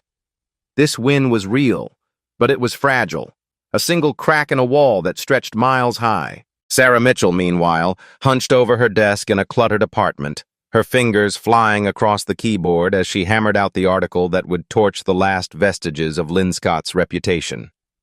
The files she'd unearthed painted a grim picture. Jason wasn't an anomaly. He was one of dozens, maybe hundreds, caught in the same corrupt net. Names, dates, cases. They spilled onto her screen, a flood she could barely contain. She paused, leaning back in her chair, her eyes tracing the words she'd written. This was her job, her purpose, but she wasn't naive. The system would snarl and snap back. It always did. Reynolds might fall, Linscott might crumble, but the beast they served would endure, its roots too deep to uproot. Still she pressed save, a quiet defiance in the click of the key. She'd lit the match, let it burn. In Cook County Jail, Mark Reynolds slouched in a holding cell, his gaze fixed on the jagged cracks spiderwebbing across the concrete wall. His badge was gone, confiscated like a child's toy. His gun, his authority, all stripped away. Yet fear didn't touch him. He leaned his head back, a faint smirk tugging at his lips. He was one man, a single cog in a vast grinding machine. That machine still stood, its gears still turned, and he knew with a certainty that bordered on faith, that men like him would always find a crevice to slither back into. The system didn't just protect power, it birthed it, nurtured it, and Reynolds had been its loyal son. Even in defeat, he felt its shadow looming over him, unyielding. Southside Chicago hummed with life as Jason sat alone in a diner, an untouched cup of black coffee cooling in front of him. The clatter of dishes and murmur of conversation wrapped around him, a cocoon of normalcy he hadn't felt in weeks. For so long, he'd been the eye of the storm. Cameras, cuffs, courtrooms. Now, he was just a man in a booth, blending into the crowd. The waitress approached, a middle-aged woman with tired eyes and a hesitant step. She slid the check onto the table, then paused, studying him. Recognition flickered across her face, soft and sudden. "You're him," she said, her voice barely above a whisper. Jason didn't answer, just met her gaze. She set the check down gently. "You deserve better." The words hit him like a punch, not for their pity, but for their quiet truth. He nodded once, his voice low. "Yeah, I did. She walked away, leaving him with the weight of it all, not just the injustice, not just the fight, but the bone-deep weariness of surviving it. Stepping outside, the city sprawled before him, chaotic, flawed, indifferent. The skyline glittered against the dark, a testament to resilience and ruin intertwined. Jason stood still, the cold air stinging his lungs. He had a choice now. Fade into the shadows, let the world move on without him, or do what they'd never expect. Stand firm, refuse to be erased. Not with violence, not with bitterness, but with the stubborn will to exist, to demand a space they'd tried to deny him. The lesson burned clear. Justice could topple a tyrant, but it was the fight against power's abuse, the refusal to bow, that carved a path forward. He took a step, then another into the night, knowing the battle wasn't over. It never would be.